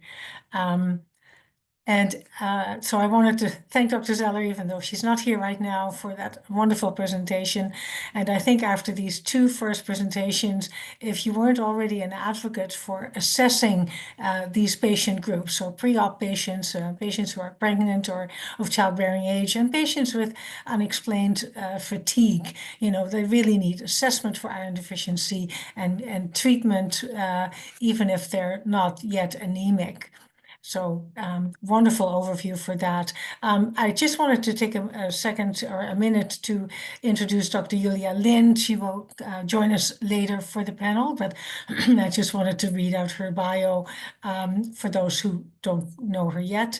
Dr. Julia Lin is a hematologist and the division head of transfusion medicine and tissue bank at Sunnybrook Health Sciences Center. She's a professor at University of Toronto, where one of her roles is as chair of the University of Toronto Transfusion Camp Planning Committee. This is a transfusion education for physicians in training. And Dr. Lin has led the expansion of the transfusion camp now to 16 medical schools across Canada and the UK. She's also a member of provincial and national working groups in transfusion medicine, including the chair of the Ontario Transfusion Coordinators Network, or ONTRAC, and steering committee, and she's the physician lead for transfusion for Choosing Wisely Canada. And then we have the great pleasure to introduce Dr. Christine Serdi doing the final talk for this morning. And we're shifting gear from iron deficiency or iron deficiency only causes of anemia to patients with impaired hematopoiesis. Dr. Serdi is a transfusion medicine specialist and consultant hematologist, and she serves as one of the 4 associate medical directors to the University Health Network, or UHN, blood transfusion laboratory, and a number of Ontario-wide LMP client sites. Her areas of professional focus are in immunohematology and hemovigilance. Dr. Serdi provided us with the shortest possible bio, but she's otherwise never for a loss of words. And I would say fasten your seatbelts, because what you're going to hear is probably going to be fast and very comprehensive and very interesting. Dr. Serdi. Thank you so much, Doreen. Happy May Day, everybody. In the year of the snake, I was inspired to use a title related to the ups and downs and people with impaired hematopoiesis and the red cell transfusion support of them, because it really feels sometimes like a game of snakes and ladders. So I don't have any disclosures other than to say that I'm your West End girl. It's a huge honor to be part of this Northeast Ontario hosted CBS OrbCon education session. You guys always put on the best shows, so I'm really happy to contribute. This is a bit of a reprisal of a talk that I gave for ASH a few years ago, but there's been so much updated. So I was actually very happy that somebody queried with interest on this topic. And really, this is about the grounds for what we do and the gaps. So there's still a lot of unknowns, and hence a drive to heterogeneity in practice and controversy. So these are the objectives. There were 3 of them that were shared, but essentially, we're going to dedicate some time to answering the best quantity question,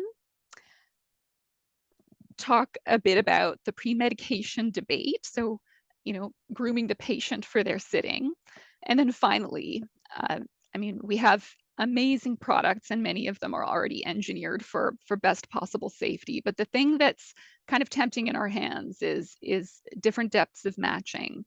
And of course, in some diseases, it's a home run as to what to do, but in others, there's a lot of variability of practice.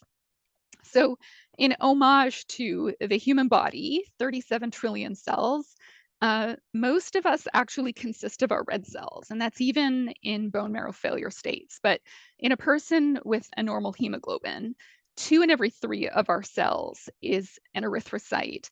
And the only thing eclipsing that is our own microbiome, even though that's about the weight of a hamster. So, our red cell biomass, about 2.5 kilos in that 5-liter circulating space, is a lot of our cellularity. We're popping these out, 2 million per second. It's obviously a very important cell at this proportion.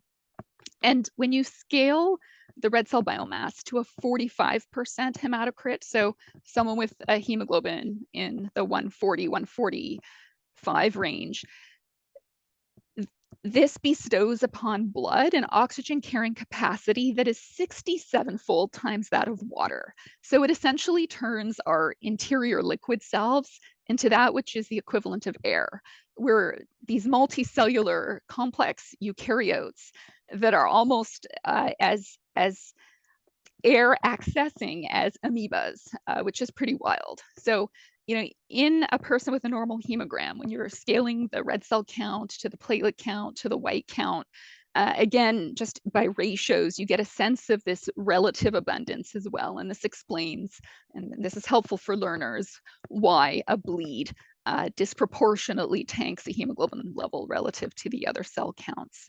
So we've heard a lot about why iron is important, and oxygen with iron on your hemoglobin molecules, of course, is absolutely essential. And the whole reason we have all of these non-nucleated amitochondrial cells is essentially to deliver oxygen akin to what's like the air outside of us to all those cells that have mitochondria, which are our necessary batteries. And we know that without them, asphyxia gives a time to death in very short order. So we absolutely need oxygen as our electron sink to achieve the most bioenergetically productive, oxidative phosphorylation for ATP production. So absolutely essential to life. So the more hemoglobin, the more oxygen we have to carry, the better for our cellular function. But the other thing that red cells do, which is very interesting in people with heme malignancies, is they apply a little bit of luminal pressure so that platelets, which are fewer in count as mentioned, marginate better or slide along the endothelium with a greater odds of success in rolling and adhering. And so that's really important. And so if we take the hemogram of someone with bone marrow failure, let's just say they're at half mast, they've got half the red cell count, and they're not making any platelets or red cells, or there's hardly any of those cell types. The more anemic we are, the more scattered our platelets get. And so it's very interesting that in the Plato trial, Lynn Ewell and investigators, when they looked back at different hematocrits and their association with thrombocytopenic bleeding, you could see that there's a bit of an inflection point happening at hemoglobins of less than 83. So an odds ratio for bleeding goes from baseline in similarly thrombocytopenic people to a now exaggerated risk. And there's lots of interesting articles on this. So just recently in Blood, in vivo and ex vivo models showing just how important red cells are in helping to co-regulate platelet function. And there will be plenary material at CSTM on this topic as well, so stay tuned. So it's really hard to be a patient with blood failure. We talk a lot about organ failures, heart failure, brain failure, dementia, renal failure, hepatic failure. But what's not, and what should be more in our parlance is bone marrow failure or blood failure, because there are certain things that we can fix and others that we can't. And so there are obviously limits to patient blood management, though we can borrow tenets of patient blood management to not overuse this resource and therefore to not suffer the toxicities of it. And so this transfusion activity is obviously non-continuous, which means there are these episodic transfusion lifts. But at the same time, the snakes are dragging a person down. There are nadirs, and there are also transfusion-related complications and medication-related complications. And what's very interesting to also, it's almost a mystic meditation, is that 90% of our cells are actually bone marrow derived. So whereas 2 and 3 of our cells are erythrocytes, if you count all the other cells that are promoted into their existence by, bone marrow stem cells, it's actually almost all of us. So, we have a bias on how important the bone marrow is. So a schema for bone marrow failure syndromes include those conditions that are germline inherited, as well as somatically acquired. And so there's many conditions. It's a bit of an iceberg model. So, there are lymphoid diseases and myeloid diseases, and the lymphoids slightly outnumber the myeloids, both in the numbers of subtypes, but also in the accrued number of people, the incident and prevalent number of people with these diseases. Subtending this iceberg of overt diagnoses are people who have precursor states. And the precursor state of precursor states is CHIP, or clonal hematopoiesis of indeterminate potential, which probably many of you guys have heard about. So this is interesting because it's starting to penetrate our interest in not just blood cancers, but solid organ cancers, dementia, cardiovascular health. So we're beginning to appreciate that this is a kind of a very impactful time-related change in all of our cells, which are making a mistake at 1 in every 1 million cell divisions. So when we look at how we use blood, we're using a lot of it at UHN for inherited red cell disorders, and they're actually on par with our heme malignancy use or our hem-onc use. But what I'm going to focus on in this session is the blood use in myeloid disorders.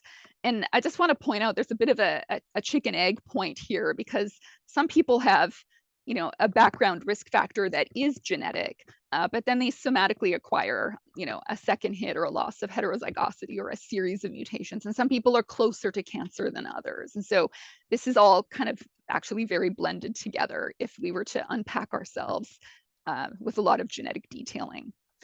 And this kind of blood use, our blood use, generally speaking, is very weighted towards older people. So as the population ages, we expect to use more blood, which means, if that's also our donor base, we've got to conserve this resource carefully because there's less to go around for the people who will increasingly need it. And cancers are a top driver relative to surgical support, which is also somewhat disproportionate in older people who are getting cardiac surgeries and orthopedic operations too.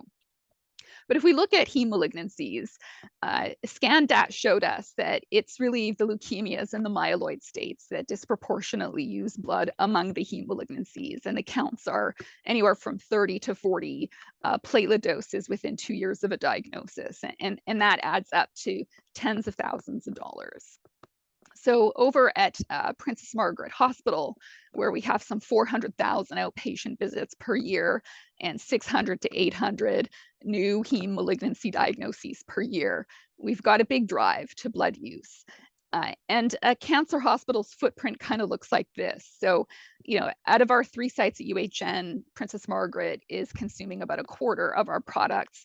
And at the individual PMH patient level, it's almost on par. Again, that kind of 40-30 split for red cells to platelets, or 50-40. So plasma is hardly ever used, and really red cells are the most important thing.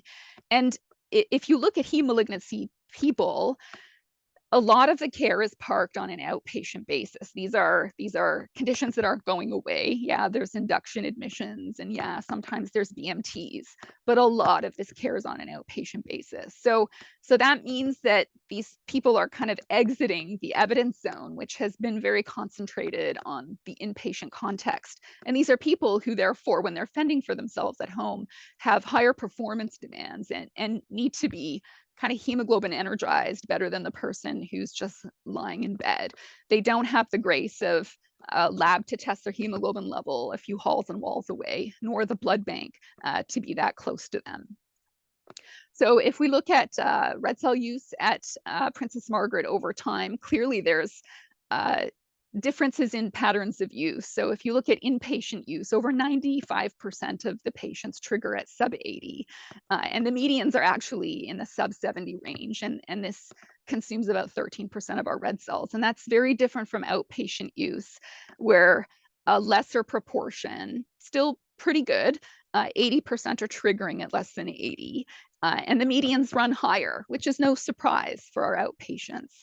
And you can see here 13 versus 11%, it's almost 50-50. If you look at the pattern of single use sittings, single unit sittings, 95% of the inpatient context is single dose orders, single unit orders, and 20% of the outpatients are taking double units at a time. So again, it's hard to adhere to choosing blood wisely or using blood wisely, which is why obviously outpatients are waived from this kind of quality assessment. So, you know, again, a person with an abundant enough hemoglobin, we generally only use about 1/4 of our oxygen carrying capacity, but we have to be very careful. That's not to say that, you know, 70, which is half of what you need, is therefore a good enough buffer or for triggering, because hey, there's another half left to go before you're insufficient. That's not true when you look at organs like the brain and the heart, a lot more essential. So the brain can get by with, you know, mentation, and this applies to other markers of brain function.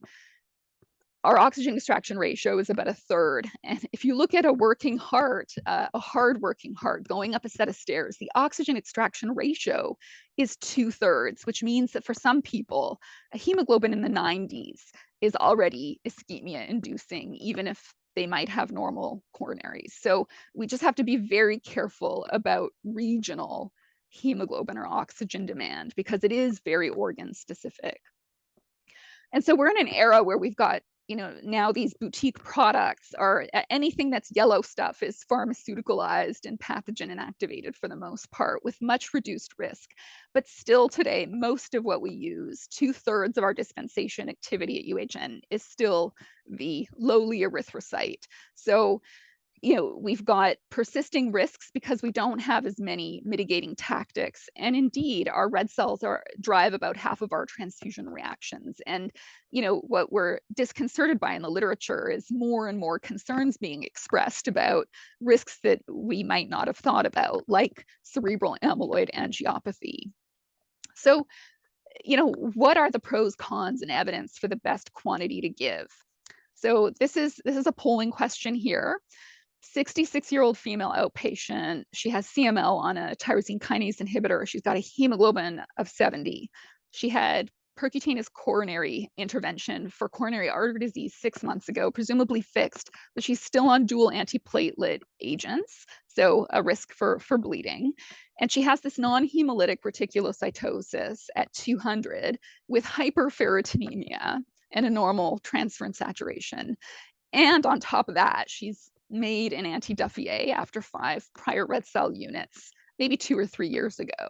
So now she is feeling tired, but, you know, remembering back when she got transfused, she can't recall if she felt better after her transfusions. So the question is, do we give her 2 units? Do we give her 1 unit? Do we iron supplement her? Or is this a situation of none of the above, observe and reassess?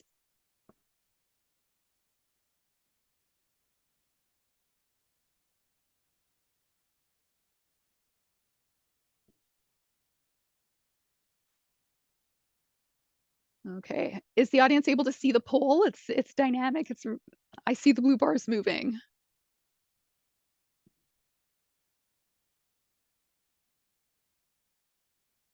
Okay, I'll share the results. Okay, so we've got a very interesting split, and I am not surprised at this spectrum of results.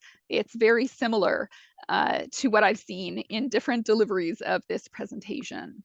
So let's move on. So when I asked this question at ASH, not everybody responded. Okay, so 63% voted, and about the same proportion veered on the conservative side. So that's kind of interesting. You guys are very much like the ASH audience. And so, I think this mantra is in our blood, and we all get why. Red cells are costly. They also carry risk. So don't give more than you need to. So probably we're not, gung-ho on giving her 2 at a time. She's an antibody maker, and maybe there are other ways to stabilize her cause of bleeding. But really, we need to figure out what it takes to relieve her symptoms and just return her to a safer range.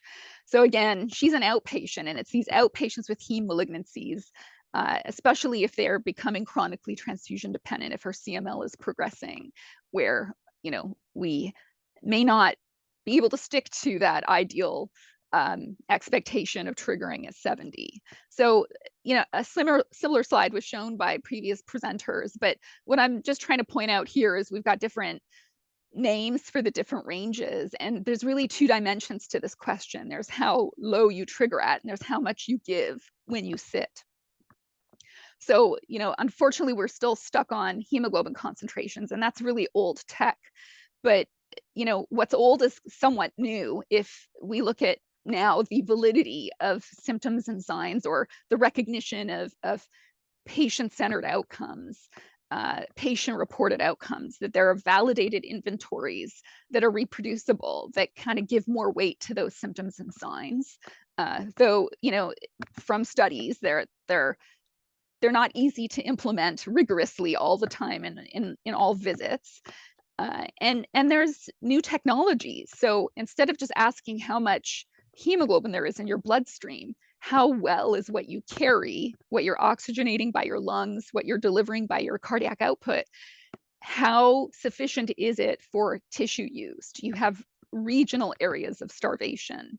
And so this brings us back to that concept of your DO2 crit. Is it adequate for your cellular oxygen utilization needs? And that's very much a function not just of the hemoglobin, but how good your cardiopulmonary function is.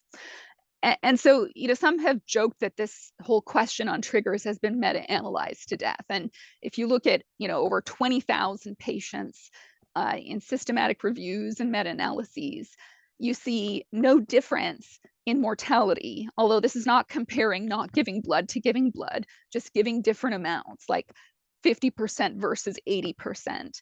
So, this is a question of degrees. And when you look at those degrees, the only difference here is what you utilize as a resource. And us as blood bankers care about, constraining, liberal resource utilization, because, we care about how little there might be and how expensive it is. So we're very much also stewardship minded. So it is interesting that you don't recapitulate the lower mortalities by pushing a hemoglobin to higher levels. You're lucky if your mortality stays the same.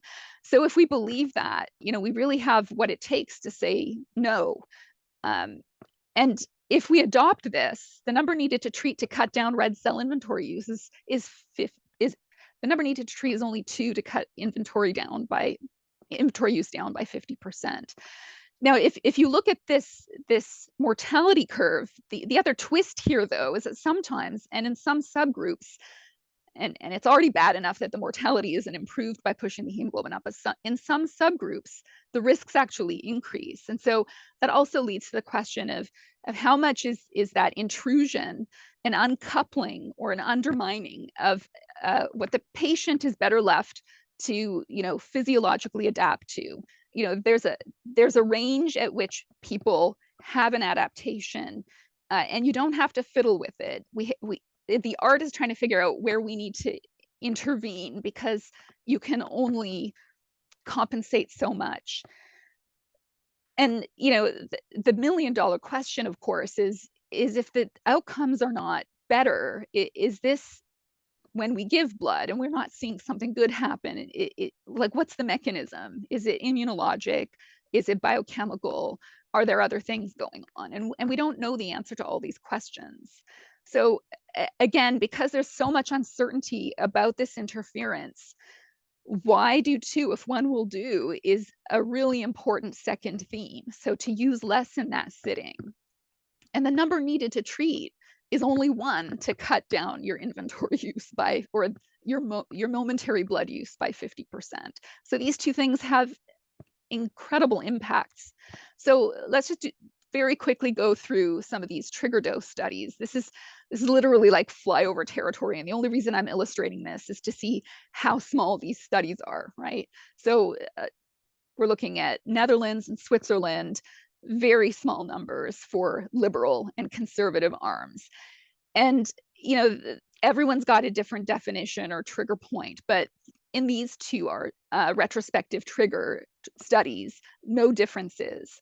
If we look at this other paper from Germany, very big, 300 versus 80 in two different eras, no difference. So they went from a liberal era to a conservative era. But again, the triggering was very similar in both of these two treatment phases, no differences. Now we get into some interesting territory. The REDS program ran the retro study, and this was 200 regular red cell transfusees, and they were assessed before and a week after their transfusions. And clearly they're walking better and having more energy 1 week later in the majority, but dyspnea is not any better. This very interesting prospective observation pilot, which was looking at the qualms measure for MDS quality of life and people with hemoglobins greater than or equal to 75. They looked similarly the day before and 7 days after. They looked at 62 patients, 37 completed the protocol. This was between two centers in Boston and over at Yale Winston-Salem. And only 35% of people had a quality of life benefit.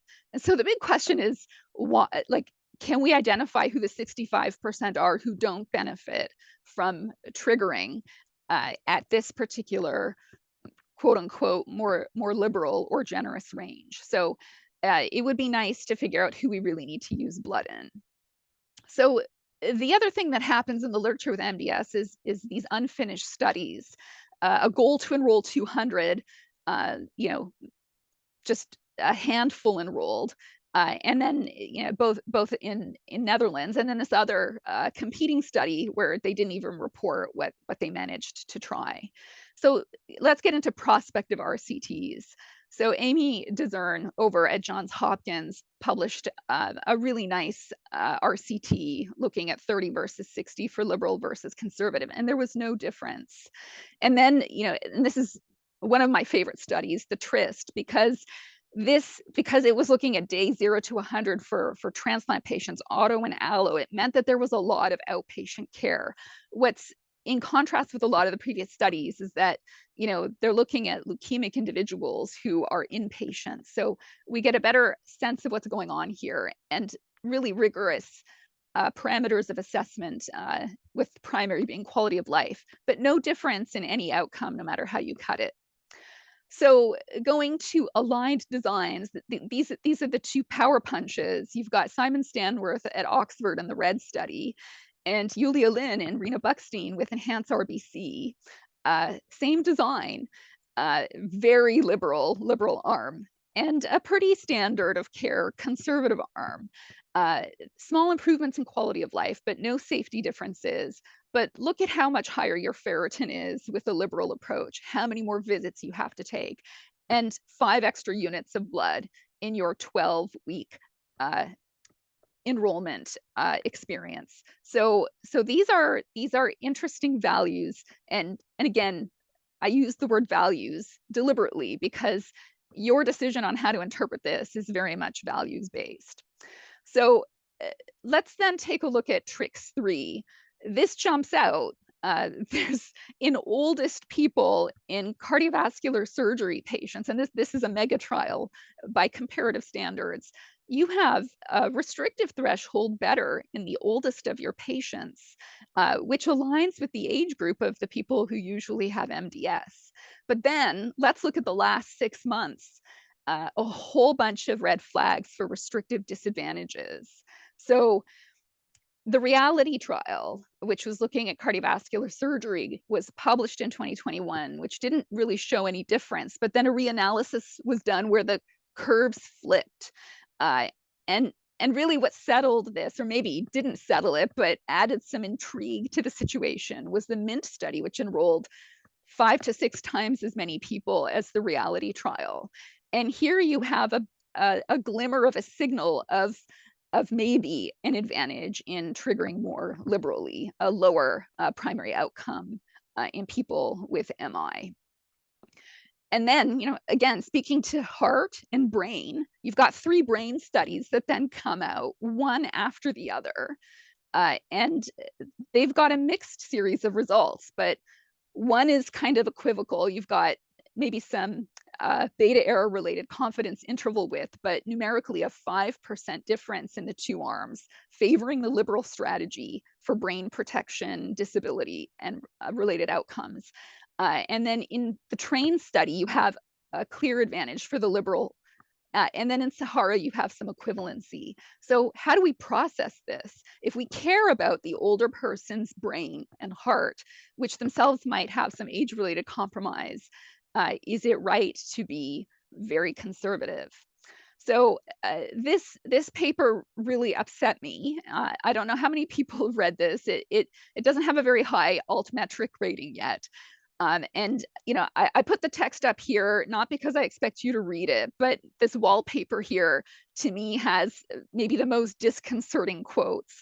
But the assertion of the authors here is that the studies upon which all of these tens of thousands of patients come from and have been meta-analyzed, they're rooted in things like the TRICK trial and the FOCUS trial, which is where they're pointing the most barbs.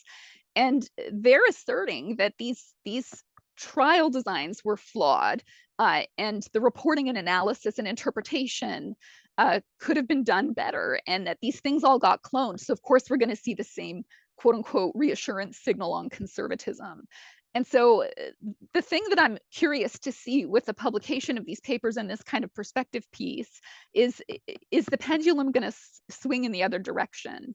So as of yesterday, and I keep looking for the rebuttals to come back out to Blood. They have not been published yet, but we'll see. These same authors also show that when you have these RCTs with equivalent looking outcomes, if you don't do the subgroup separation, you miss signals like the difference in mortality lower in known cardiovascular disease in restrictive versus liberal arms. So that's mortality or major adverse cardiac events. So can you go bloodless? Pretty much no in heme malignancies. That's the stuff of case reports. And by that, I'm illustrating the example of a young physiology that was able to handle hemoglobins that went this low, including 2 days down at what should be a lethal range of anemia in the sub 15 level. So he made it, but not everyone will. So the majority of our patients, especially when they have adaptive disadvantages, cannot survive. And so we talk about using ESAs, and the risks were already outlined previously. But if you look at on-label and off-label use, there's no question that there is an increased risk of thromboembolism. And so the question to ask in these heme malignancy patients is, to what extent can the use of many of these other medications, some of which are very expensive and very kind of categorically restricted, can you promote their use sooner? And does that help to also limit the amount of blood that a person might need, in addition to the pillars of patient blood management? So we transfused this lady at 70. Was that a bad thing? Because your institution has a rule that it should be, the trigger should be greater than less than 70, so we went greater than or equal to? Or are you an institution that uses a different mathematical symbol for your judgment logic? Or do we give her a pass because she was an outpatient and symptomatic? And so we kind of laugh a bit about, like, what is it that we're anchoring on? Is it less than or equal to? So Shaharia Raza published this very interesting study using UHN data called Intent 1, which clearly showed that there's also a charm pricing bias in how we remember knowledge translation. So there's a huge uptick at the sub decimal point. So the 79s trigger more, and the 89s and the 69s trigger much more than the round numbers. And so, I mean, this is the stuff that gets exploited in marketing and price tags and so on. And so it seems that we as clinicians are also susceptible to this bias when we can't remember what our own policies are. And this allows for a natural randomization to assess outcomes in people who are off by a hairline to demonstrate that there is absolutely no difference in triggering at 80 versus 79 or 70 versus 69. So this is using Gemini data. And so we need to be careful about how anchored we are on a hemoglobin as the basis of our trigger, because there's so much more than that. And also on our, we can suffer OCD in our key performance indicators with our hemoglobin-based critiques, because every individual is very different. So thankfully, using blood wisely has a lot of buffer. It allows for a 20% non-compliance with, the 80 trigger standard. So I won't go over parenteral iron and its problems, but that's essentially not an issue in these people who are getting chronically transfused, where the bigger issue is getting iron overloaded. And obviously transfusional hemosiderosis can damage a lot of tissues. And so the next thing then is chelation once you hit an iron overload burden, and clearly you get there faster the more liberal your use is. And so the other incentive to use less is to stall the time that it takes to get to the next damage control maneuver. And it's also very interesting that in heme malignancy, iron overload is also not good in the marrow. So there's all kinds of studies, including this recent mouse model, that shows that if you quench out the excess iron in an MDS marrow, that MDS marrow will do better than the iron overloaded one. So in the World Health Organization's Muller report, which really, again, promotes patient blood management, don't give the transfusion if it's deemed non-beneficial and carries cost and risk. If you're a 0 dash, cancel the order. So if we go back to this lady, what is the correct answer? It's probably between B and D. So sorry, that X should have been with the C. So this really has to be a discussion with the patient. And boy, if we do give a transfusion, we need to ask her how she felt afterwards. Does she want to do that again? Is that a standard that she wants to uphold in future visits? So this interesting kind of Delphi determination of what hemoglobin we should be triggering people with MDS at settled on greater than 75 not being necessary, but people starting to believe that sub 75 should be a triggering range for some people. So going over to pre-medication, obviously there's all kinds of harms that come with transfusion, the ones that are reportable and the ones that are kind of coming as insights from big data research, which we don't report, but which are also of concern. And we know that these harms can come on acute or delayed at different timings. They may be clinical outcomes or laboratory outcomes. There's acute ways to get unsettled, from allergic to febrile to cardiorespiratory. In this particular typical ratio of odds of presentation, we really worry the most about cardiorespiratory. Our heme malignancy patients are at risk of this. They can have cardiac damage from iron overload. They could have cardiotoxicity from their anthracycline regimens. They're older. So lots of risks for cardiorespiratory events.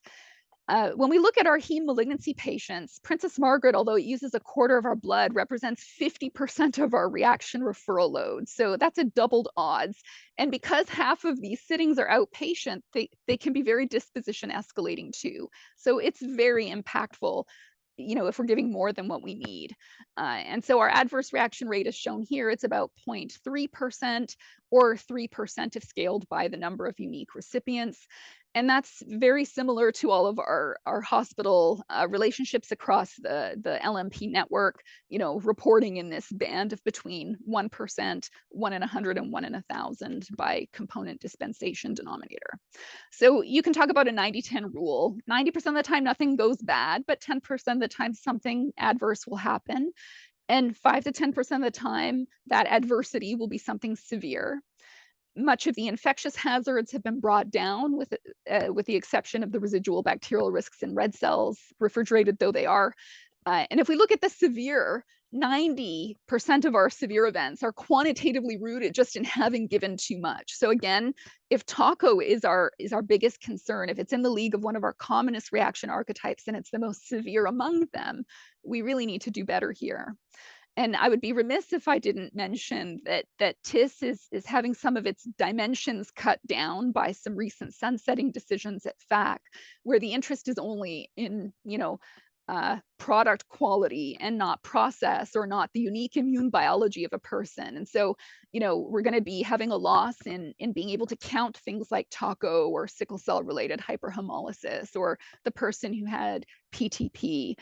It's that which has implications for, action to the maker, the transformer, or the recaller if it's a derivative. That's all that's left of interest. And so obviously that's a problem. So, there's a hierarchy of risk, and I often talk about. Sorry to interrupt, Christine. We are at time. Okay. Can I have 5 more minutes? Probably. I don't know how many questions there are for the panel. Okay. All right. So I'll just speed through. Then the next question here was on pre-medication. We won't do the poll, but only half of our audience voted the last time and half supported pre-meds. And so there's obvious reasons for why pre-meds are desirable. There are different ranges of pre-medication, arguments for and against that are pretty obvious. Many things to choose from: a campaign to deprescribe the sedating antihistamine if we can. There are arguments against this, though. Costs can add up if we're doing this in everyone primarily. And of course, we can mask the incidence of being able to pick up a reaction. The evidence base is unflattering on the utility of this until the TIS data comes out on at least hemolysis odds being lower with pre-medicating IVIG, which of course we don't like seeing reactions in, because you can waste $5,000 worth of product if it happens early on in the product. So there are expectations for blood banks to give advice on how to mitigate reactions, and some of that includes expectations on where to post flags on what a personalized mitigation regimen might be.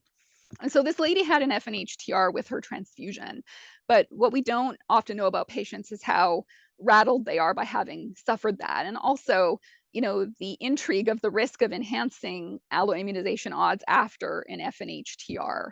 So, almost like an adjuvant event for a person who's already an immune responder. So in this person, it's a 50-50 split between pre-medicating, but not for enhancing the match. Now, for best matching, our poor patients have these physical cards as bridges for the information systems that don't talk well enough to each other. This last question was about how we should match her twin sister who's developed MDS. And so, if she's the twin of someone who's alloimmunized readily, the question is whether she herself might also have genetic factors coupled with an MDS state, which enhances the risk of seroconversion. And there's lots of things to pick on, but there is a hierarchy for conditions. And MDS is a condition that does have an increased risk, but if you're in an institution where your red cells that are antigen selected are preferentially allocated to a bigger burden of higher risk individuals like those with sickle cell, it's hard to match for everyone. And so there's a bit of a waiting line in accordance with capacity. And to appreciate also that once you're platelet transfusing a person with MDS who's getting red cells matched, the unmatched contaminating red cells in a platelet can offset all the effort of the red cell matching that you're doing. So, there are arguments for and against, and I just want to point out that there are some institutions that don't even match for RHD in heme malignancy people who have passed childbearing potential. So if we don't care about D seroconversion, why should we care about Cs and KELs? And what happens in the mind of the patient who's migrating between hospitals that are doing diametrically different things? That's also very distressing to patients. So I will conclude here. The themes here were amounts, pre-medications, and personalization. Most of what we are made up of is blood, and that's most of what CBS gives to us. And these marrow conditions are a major user group, so it's our charge to personalize better. And there are still many more questions to ask and things to do. So thank you.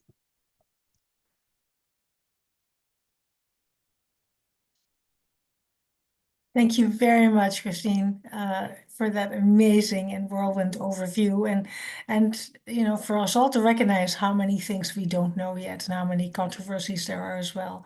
I'm happy to give it over to Dr. Jonathan Mack for the panel discussion. Great, thank you very much. Thank you so much to all of our speakers. I invite you now just to come back on with your cameras, and we'll transition to the next to the panel discussion. While we're getting going here, I guess a question that maybe for Dr. Churti here, since you just spoke, you touched a little bit on antigen matching, and a question that came in around that topic was just if you could comment a bit on extended antigen matching in general in chronically transfused patients, maybe a bit on who should it be used in, when should it be considered, what your guys' approach to that is locally? Yeah, so it's completely a capacity-based titration. So we look at the hierarchy. For us, it's our hemoglobinopathy patients, our sickle cell patients sensitize more than our thal major patients, who sensitize more than our MDS patients. If you're a hospital that doesn't have,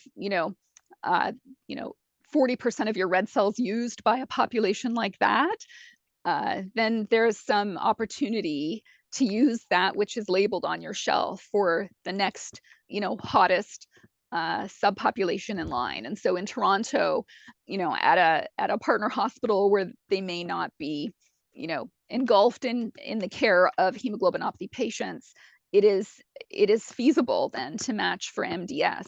And so, if the MDS seroconversion risk is in the 5 to 30% range, prophylactic antigen matching may reduce that. Dr. Yulia Lin was one of the people who published on Sunnybrook's observed rate. And of course, the power of one's offering of matching is also offset by what other institutions do to your patient. And so, it should be a courtesy that even if you're a hospital that doesn't match for MDS, if you're taking a patient from an institution that does do that and they're not yet platelet transfused, that there's, I think it is a courtesy to adhere to what that patient's expected standard of care is from how they got imprinted from where they started. So again, it's very much a titration-based question. This answer is going to change if and when the majority of our bags have the attributes on them where we don't have to test and look.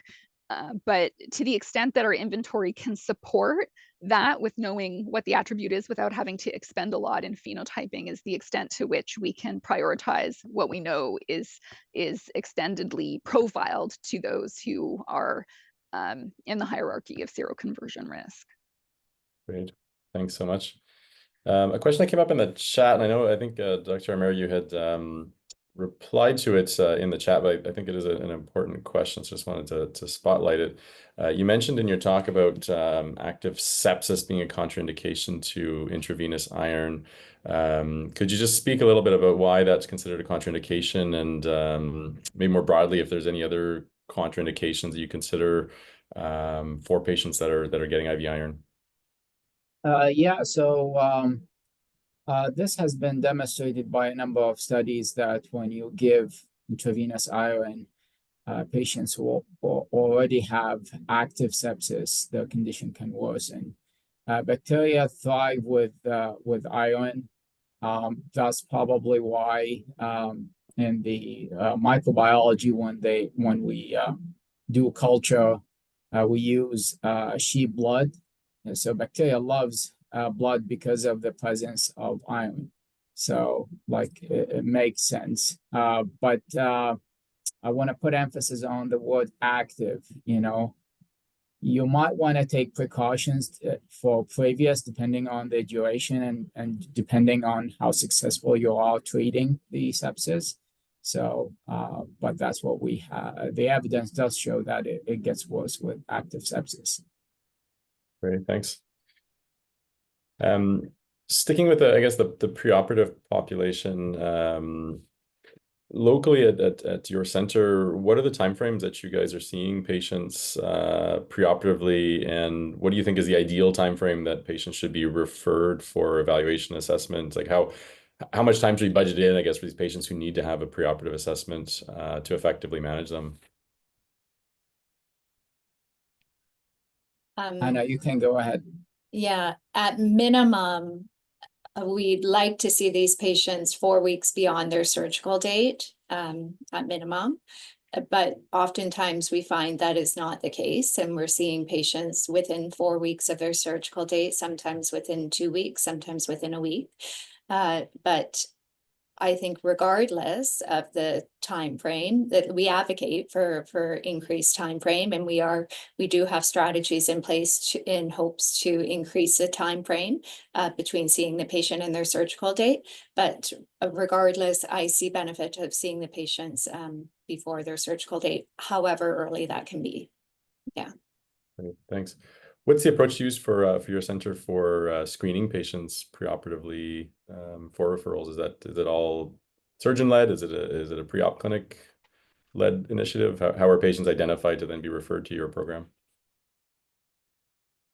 So the patients that we automatically see within the program, I automatically get a list of them based upon the surgery that they are undergoing.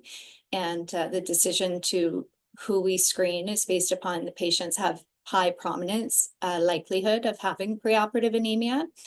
And then on top of that, we do also accept referrals for any other surgical population in which there's a recognized need for patient blood management interventions. So. Thanks. Dr. Lin, you had a comment as well? Yeah, I might just add, like in the preoperative setting, it's really important to work with the surgical teams to find out what some of their workflows are. So for example, in cardiac surgery, we actually have locally the CV surgeon secretaries, when they first come, they're sending out, giving the patient a CBC and ferritin requisition right at that point. In orthopedics, for elective surgery, they're usually seen at about 4 weeks pre-op. So usually the pre-op visit is sufficient. In GI onc, for example, again, we're just trying to move that really early into the process in terms of CBC and ferritins at the time they come to the first surgeon visit. So I think it's really important to think about the workflow at the different sites and to see whether you can move the detection and screening of CBC up to sort of 4 to 6 weeks ahead of time, because often I think in many institutions, the preoperative visits are happening within the week prior to OR. And so you have really minimal time in terms of really, intervening, first getting the treatment, but even allowing the treatment to have some time to have effect. So I think working with the surgical teams is really important. Thanks a lot.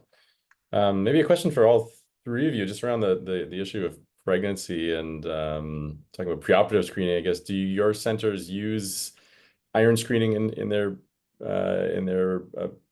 pre-pregnancy populations? How quickly is that testing being done? Do you know kind of if there's similar kind of as aggressive approaches that are done sometimes preoperatively for patient blood management in the obstetric populations at your centers? I can speak a little bit to that. I mean, I think we are trying to do that at the first booking in terms of the first trimester and taking a look at that and proceeding with a CBC and ferritin sort of early on. And then following them, if they need oral iron, starting with that as a first trial and then following them over the course of that. So I think locally, we are trying to be a bit more aggressive in terms of making sure that CBC ferritin's done at the first trimester, early in the second, with follow-up if those patients do have iron deficiency anemia or iron deficiency. Thanks. Is that similar in North Bay? Do you guys have a screening for obstetric patients quite early on? We don't see patients early in the first trimester, but we do get occasional cases in the second and third trimester. And we might expect more because one of our internists who usually sees obstetric cases of anemia is leaving. So we might expect more obstetric cases down the road. But generally, we don't really screen them in the first trimester. A question we had around oral iron, just in terms of the duration that it should be used and how long you would have someone on oral iron if they're well tolerating it before you'd consider switching them to IV iron. Dr. Romero, Dr. Lin wanted to comment on that. From my experience, I really try to pay attention to details of how they are taking it, when they are taking it. I try to play with with the lifestyle changes. Once I determine that it's not working, I try to switch. So like you need more time. You need like few months before you switch, and in order to see, because iron absorption is slow to begin with. That's from my experience. Now, the first question you want to ask, is it mild? Is it uncomplicated? How bad, how fast you want to correct the anemia? Because once you determine that you need to correct it fast, you've already established that there's significant side effect, especially in the setting of preoperative anemia or for obstetric patients in the second and third trimester. You don't have time. You may not have time, especially if the hemoglobin is below 10. But if for mild, uncomplicated anemia with no active bleeding, I will take my time.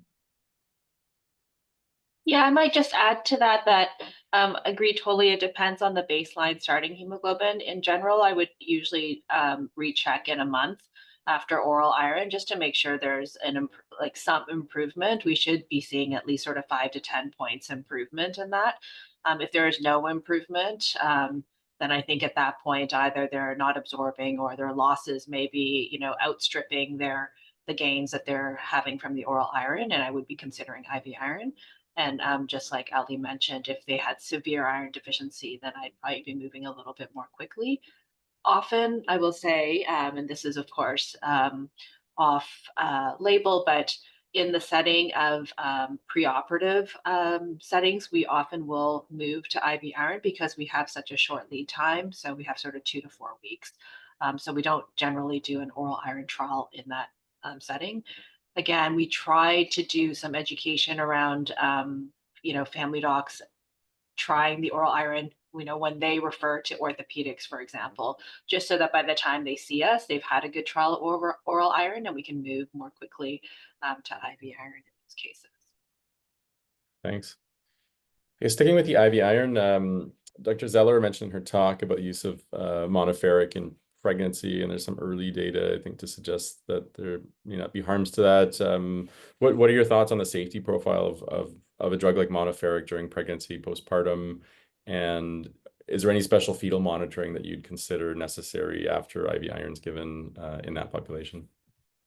Yeah, so this is a great question. I mean, I think there's a couple of things.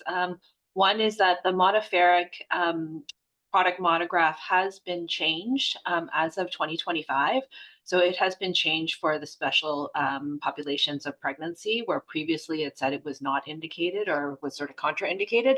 Now it sort of says it's on a case-based process, which is very similar to what the product monograph states for IV iron sucrose, for example. So I think one is that product monograph sort of label has changed and I think is actually a bit more permissive, which I think is going to make everyone a bit more comfortable with it. At U of T, we had a consensus group that got together with many experts to look at the safety of monoferric, and really there isn't anything to suggest that it would be less safe to use monoferric than Venofer or IV iron sucrose in the setting of pregnancy. And so locally at Sunnybrook, Dr. Heather Vandermullen, and we had a summer student, Mary Morgan, who looked at our data when we converted over the past year from IV iron sucrose to ferric to risomaltose or Venofer to monoferric. And we were able to show that we were able to accommodate more patients. They had to come to the hospital fewer times. And we did not have an increase in the number of adverse effects with this. So I think, in that policy from the University of Toronto group, a lot of it also had to think about sort of the ethics behind this. Like, why would we not want to try to limit the impact of multiple visits for patients who are pregnant in that case? In terms of fetal monitoring, we do not do regular fetal monitoring. We don't do any extra monitoring for these patients. There are episodes, or there have been reports of fetal bradycardia that have occurred, but that has been thought to be more due to the reaction versus specific to the IV iron. So I think you probably want to be in a space where you have access to that if there is a reaction. But in general, we do not do any special additional like fetal heart rate monitoring during the infusion. So we just proceed and do the same monitoring that we would do for a non-pregnant patient. Thanks a lot.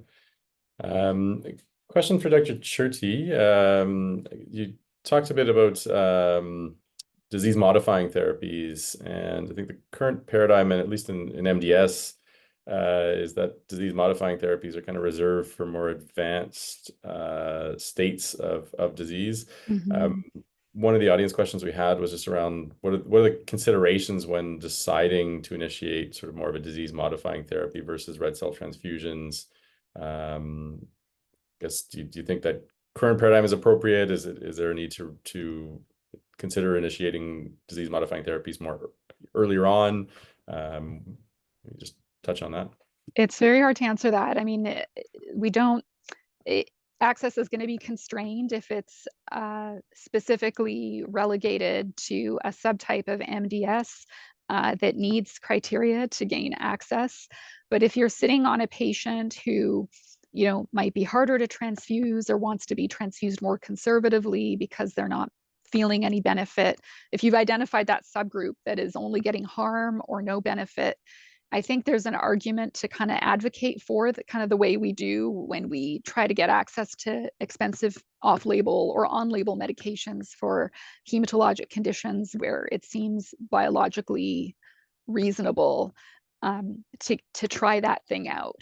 So I mean, it's a long list of possibilities, but you know, I think that that's something that really has to go to, you know, the disease-specific expert, the MDS expert, and there's probably going to have to be a lot of work with a drug reimbursement application team each time someone is advocating for sooner access to something than is otherwise part of the guideline for that condition.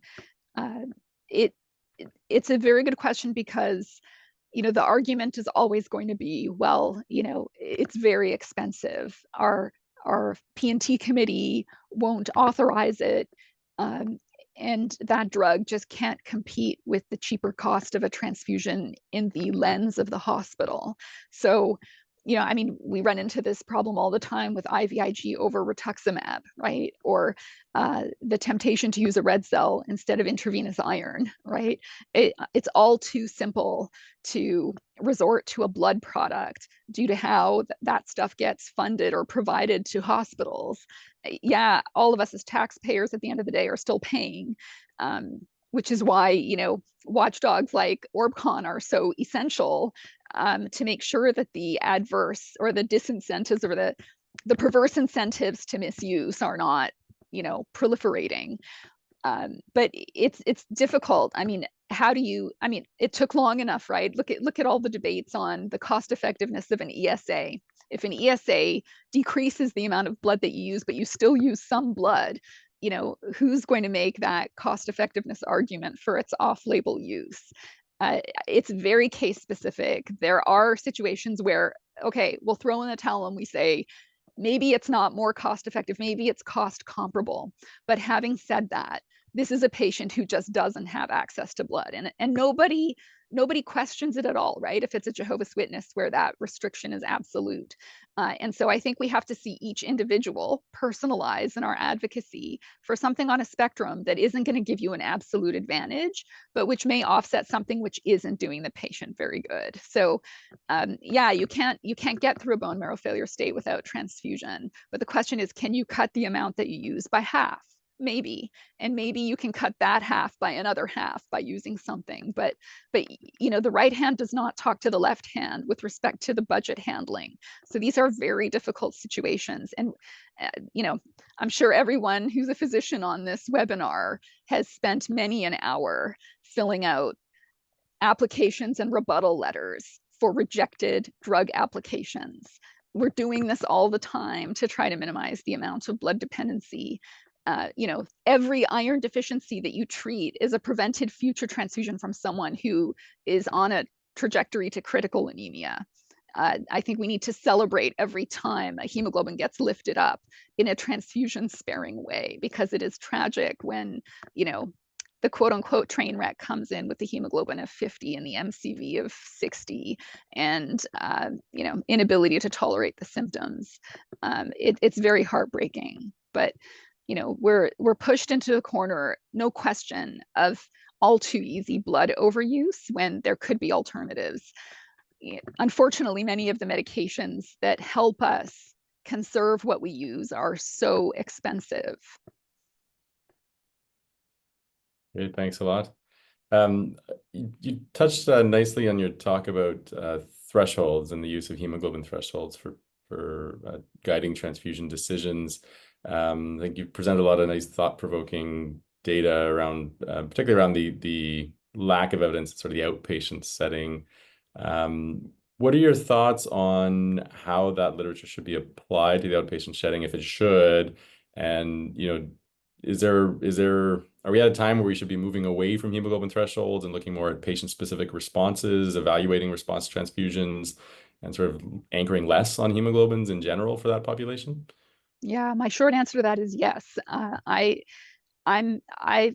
worry that anchoring too much on the hemoglobins is creating its own pathology. It's like training for the exam and not for real life. Like, it's, you know, we can get over obsessed because frankly, the number is easy. The number is easy to do analytics on. But, you know, how many of us have EMRs that have a button that acknowledge that this patient actually had another reason for triggering at 76 or 83, right? And so it is up to the rigor of that individual assessment. We have tools now. These research studies, the ones that have gone into the quality of life realm, have used really interesting inventories. These are great checklists. If we don't know what questions to ask, we can pull those out and ask those questions and understand, you know, did that patient feel better? If the patient was not feeling better and they're starting to get iron overloaded, I think we need to shift gears and try another strategy. So, and yeah, that's going to be a lot of work. It's going to be trying to apply for other drugs that might decrease the transfusion need by 50%. But maybe the patient feels better, and I don't know if it's going to be cost effective, and certainly not at the current price ranges. But these are very, very challenging situations. So yes, my short answer is the hemoglobin is a starting point. It is a starting point. But I'll tell you honestly, I'm very worried about institutions that have a 95 to 99% compliance rate, you know, with triggering at sub 80. That hospital makes me very worried that there are patients being left under transfused. I think it's kind of interesting. I mean, I think probably the next study that needs to be done in the outpatient setting has to be, you know, you can use a transfusion trigger versus like titrating it to the patient's actual like symptoms, you know, whether it's their dyspnea or their fatigue or whatever it might be. Because when you look at some of those waterfall plots in terms of responses to outpatient therapies, like some of them feel worse after transfusion and some of them don't have any benefit. Yeah. So kind of applying like in both arms, whether it's restrictive or liberal, you're either over transfusing a group of them or under transfusing a group. And I really do think that maybe the next trial needs to be more sort of activity based or symptom response based strategies that are personalized rather than these sort of strict transfusion thresholds for everyone. Yeah.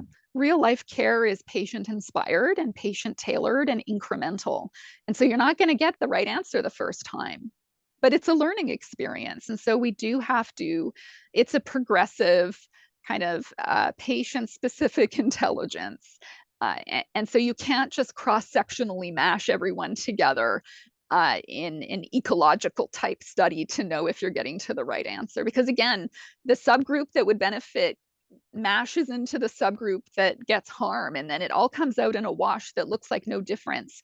But to Yulia's excellent point, like you looked at those, some of those European studies were triggering at sub 70, and others are pushing the hemoglobin up to 100 plus. That's a huge difference. And if all these studies show very little outcome difference other than harm or more resource utilization, again, there's lots of arguments for using less. There is going to be the patient who declares themselves better feeling when we treat them more liberally, and they need some identification and protection. But if only 35% of people feel better, and you have the price of excess iron overload, and then the whole other ballgame is getting access to your iron chelator, right? Also another category of expensive medication. So if you can postpone how soon you get to the point of needing a chelation, because if you leave that marrow soaked in toxic iron, their MDS is also not going to do better as a result. Yeah, it becomes very circular, doesn't it? Totally. Great. Just a few minutes left. I don't want to push past noon too much, but there was a great question, I think, around sickle cell anemia and pregnancy, and around transfusion thresholds there. I don't know if I'll maybe just leave that open to anyone who wants to take that. I guess are we applying different criteria for transfusions in sickle cell patients in the context of pregnancy? Any other considerations to make there? Yeah, I mean, definitely not just number based, but that's going to be, the condition of the pregnancy. How much pain is the mother in? Is this vaso-occlusive crisis after crisis? Obviously, if there is something more serious going on. But there are optimization things to consider in the pregnancy that's going very badly, but also major risks with sensitization, not just to maternal hemolytic transfusion reaction events, but also to the impact of alloantibodies to the pregnancy itself. So there just that's very much, I think, a personalized situation. And the problem with a lot of this evidence is, you're looking retrospectively at the people who had their exchange transfusion mode of care. And if it's not looking better or different or slightly better, how do we know that that's not a selection factor that made that outcome look like what it was? But this is, I think that definitely needs, someone with the dual expertise in both hemoglobinopathy and pregnancy. I mean, even here, like UHN is not a pregnancy group, but we depend very much on our practitioners at Mount Sinai to also help us with the decision. And that also includes apheresis, transfusion on, if this is a person who's demonstrated great tolerance to everything, and we're not as worried about access to the suitable amount of blood, and they're easier to exchange transfuse, that person's going to qualify sooner or easier than the other person who's pre-sensitized. Great, thanks a lot. Just looking at the time here, I think we'll probably wrap it up. One last question for each of you, and everyone has to answer, is what is your favorite oral iron to use? If you have one. I love gluconate. Gluconate. Yeah. I would say I'm also a fan of ferrous gluconate and ferrous sulfate. Ferrous sulfate probably has the most data behind it in terms of many of the studies. And I think that there's a lot of data supporting it. Generally we've moved away from these really high doses to sort of 40 to 60 milligrams of elemental iron per day. So that is why I would say ferrous sulfate, and I would say ferrous gluconate probably second, because ferrous sulfate, of course, for whatever unknown reason, is not covered by ODB. So only ferrous gluconate and ferrous fumarate, which has 100 milligrams elemental, are covered by ODB. So I would say that I've kind of moved towards using sulfate and gluconate in my practice. I haven't figured out what's my favorite one, because I used to like iron salts, but I'm noticing a significant number of side effects. So I haven't really decided which one is the best one. And I'll just say, as a nurse, I don't prescribe, so it would just be a personal preference. So I don't know. All right. Thanks a lot. Well, I guess just in closing for the symposium, I want to give a big thank you to each of our speakers. These were fantastic, thought-provoking talks that we received this afternoon. Great overview of iron management, preoperative management, difficult transfusion decisions. So really, thank you very much for taking the time to enlighten us. Appreciate you, Dr. Lin, for coming to join our Q&A and sharing your experience and thoughts as well. We'd like to thank Canadian Blood Services, the Ontario Ministry of Health, for helping to fund the event today. And I would be remiss to let everybody go without acknowledging the efforts of the organizing committee, who've spent countless hours contacting speakers, trying to plan content, putting everything together. So that's a big thank you to Doreen Roos, Sheena Sherman, Tracy Cameron, Alexis Yo, Bruce Sebastian, Amanda Nori, Kimberly Schoenwill, Hillary O'Brien, John Wall. It's been really a lot of fun putting things together, and I think hopefully everybody enjoyed the seminar. I will pause there, and if there's any other comments from the rest of the organizing committee, I will let you take over.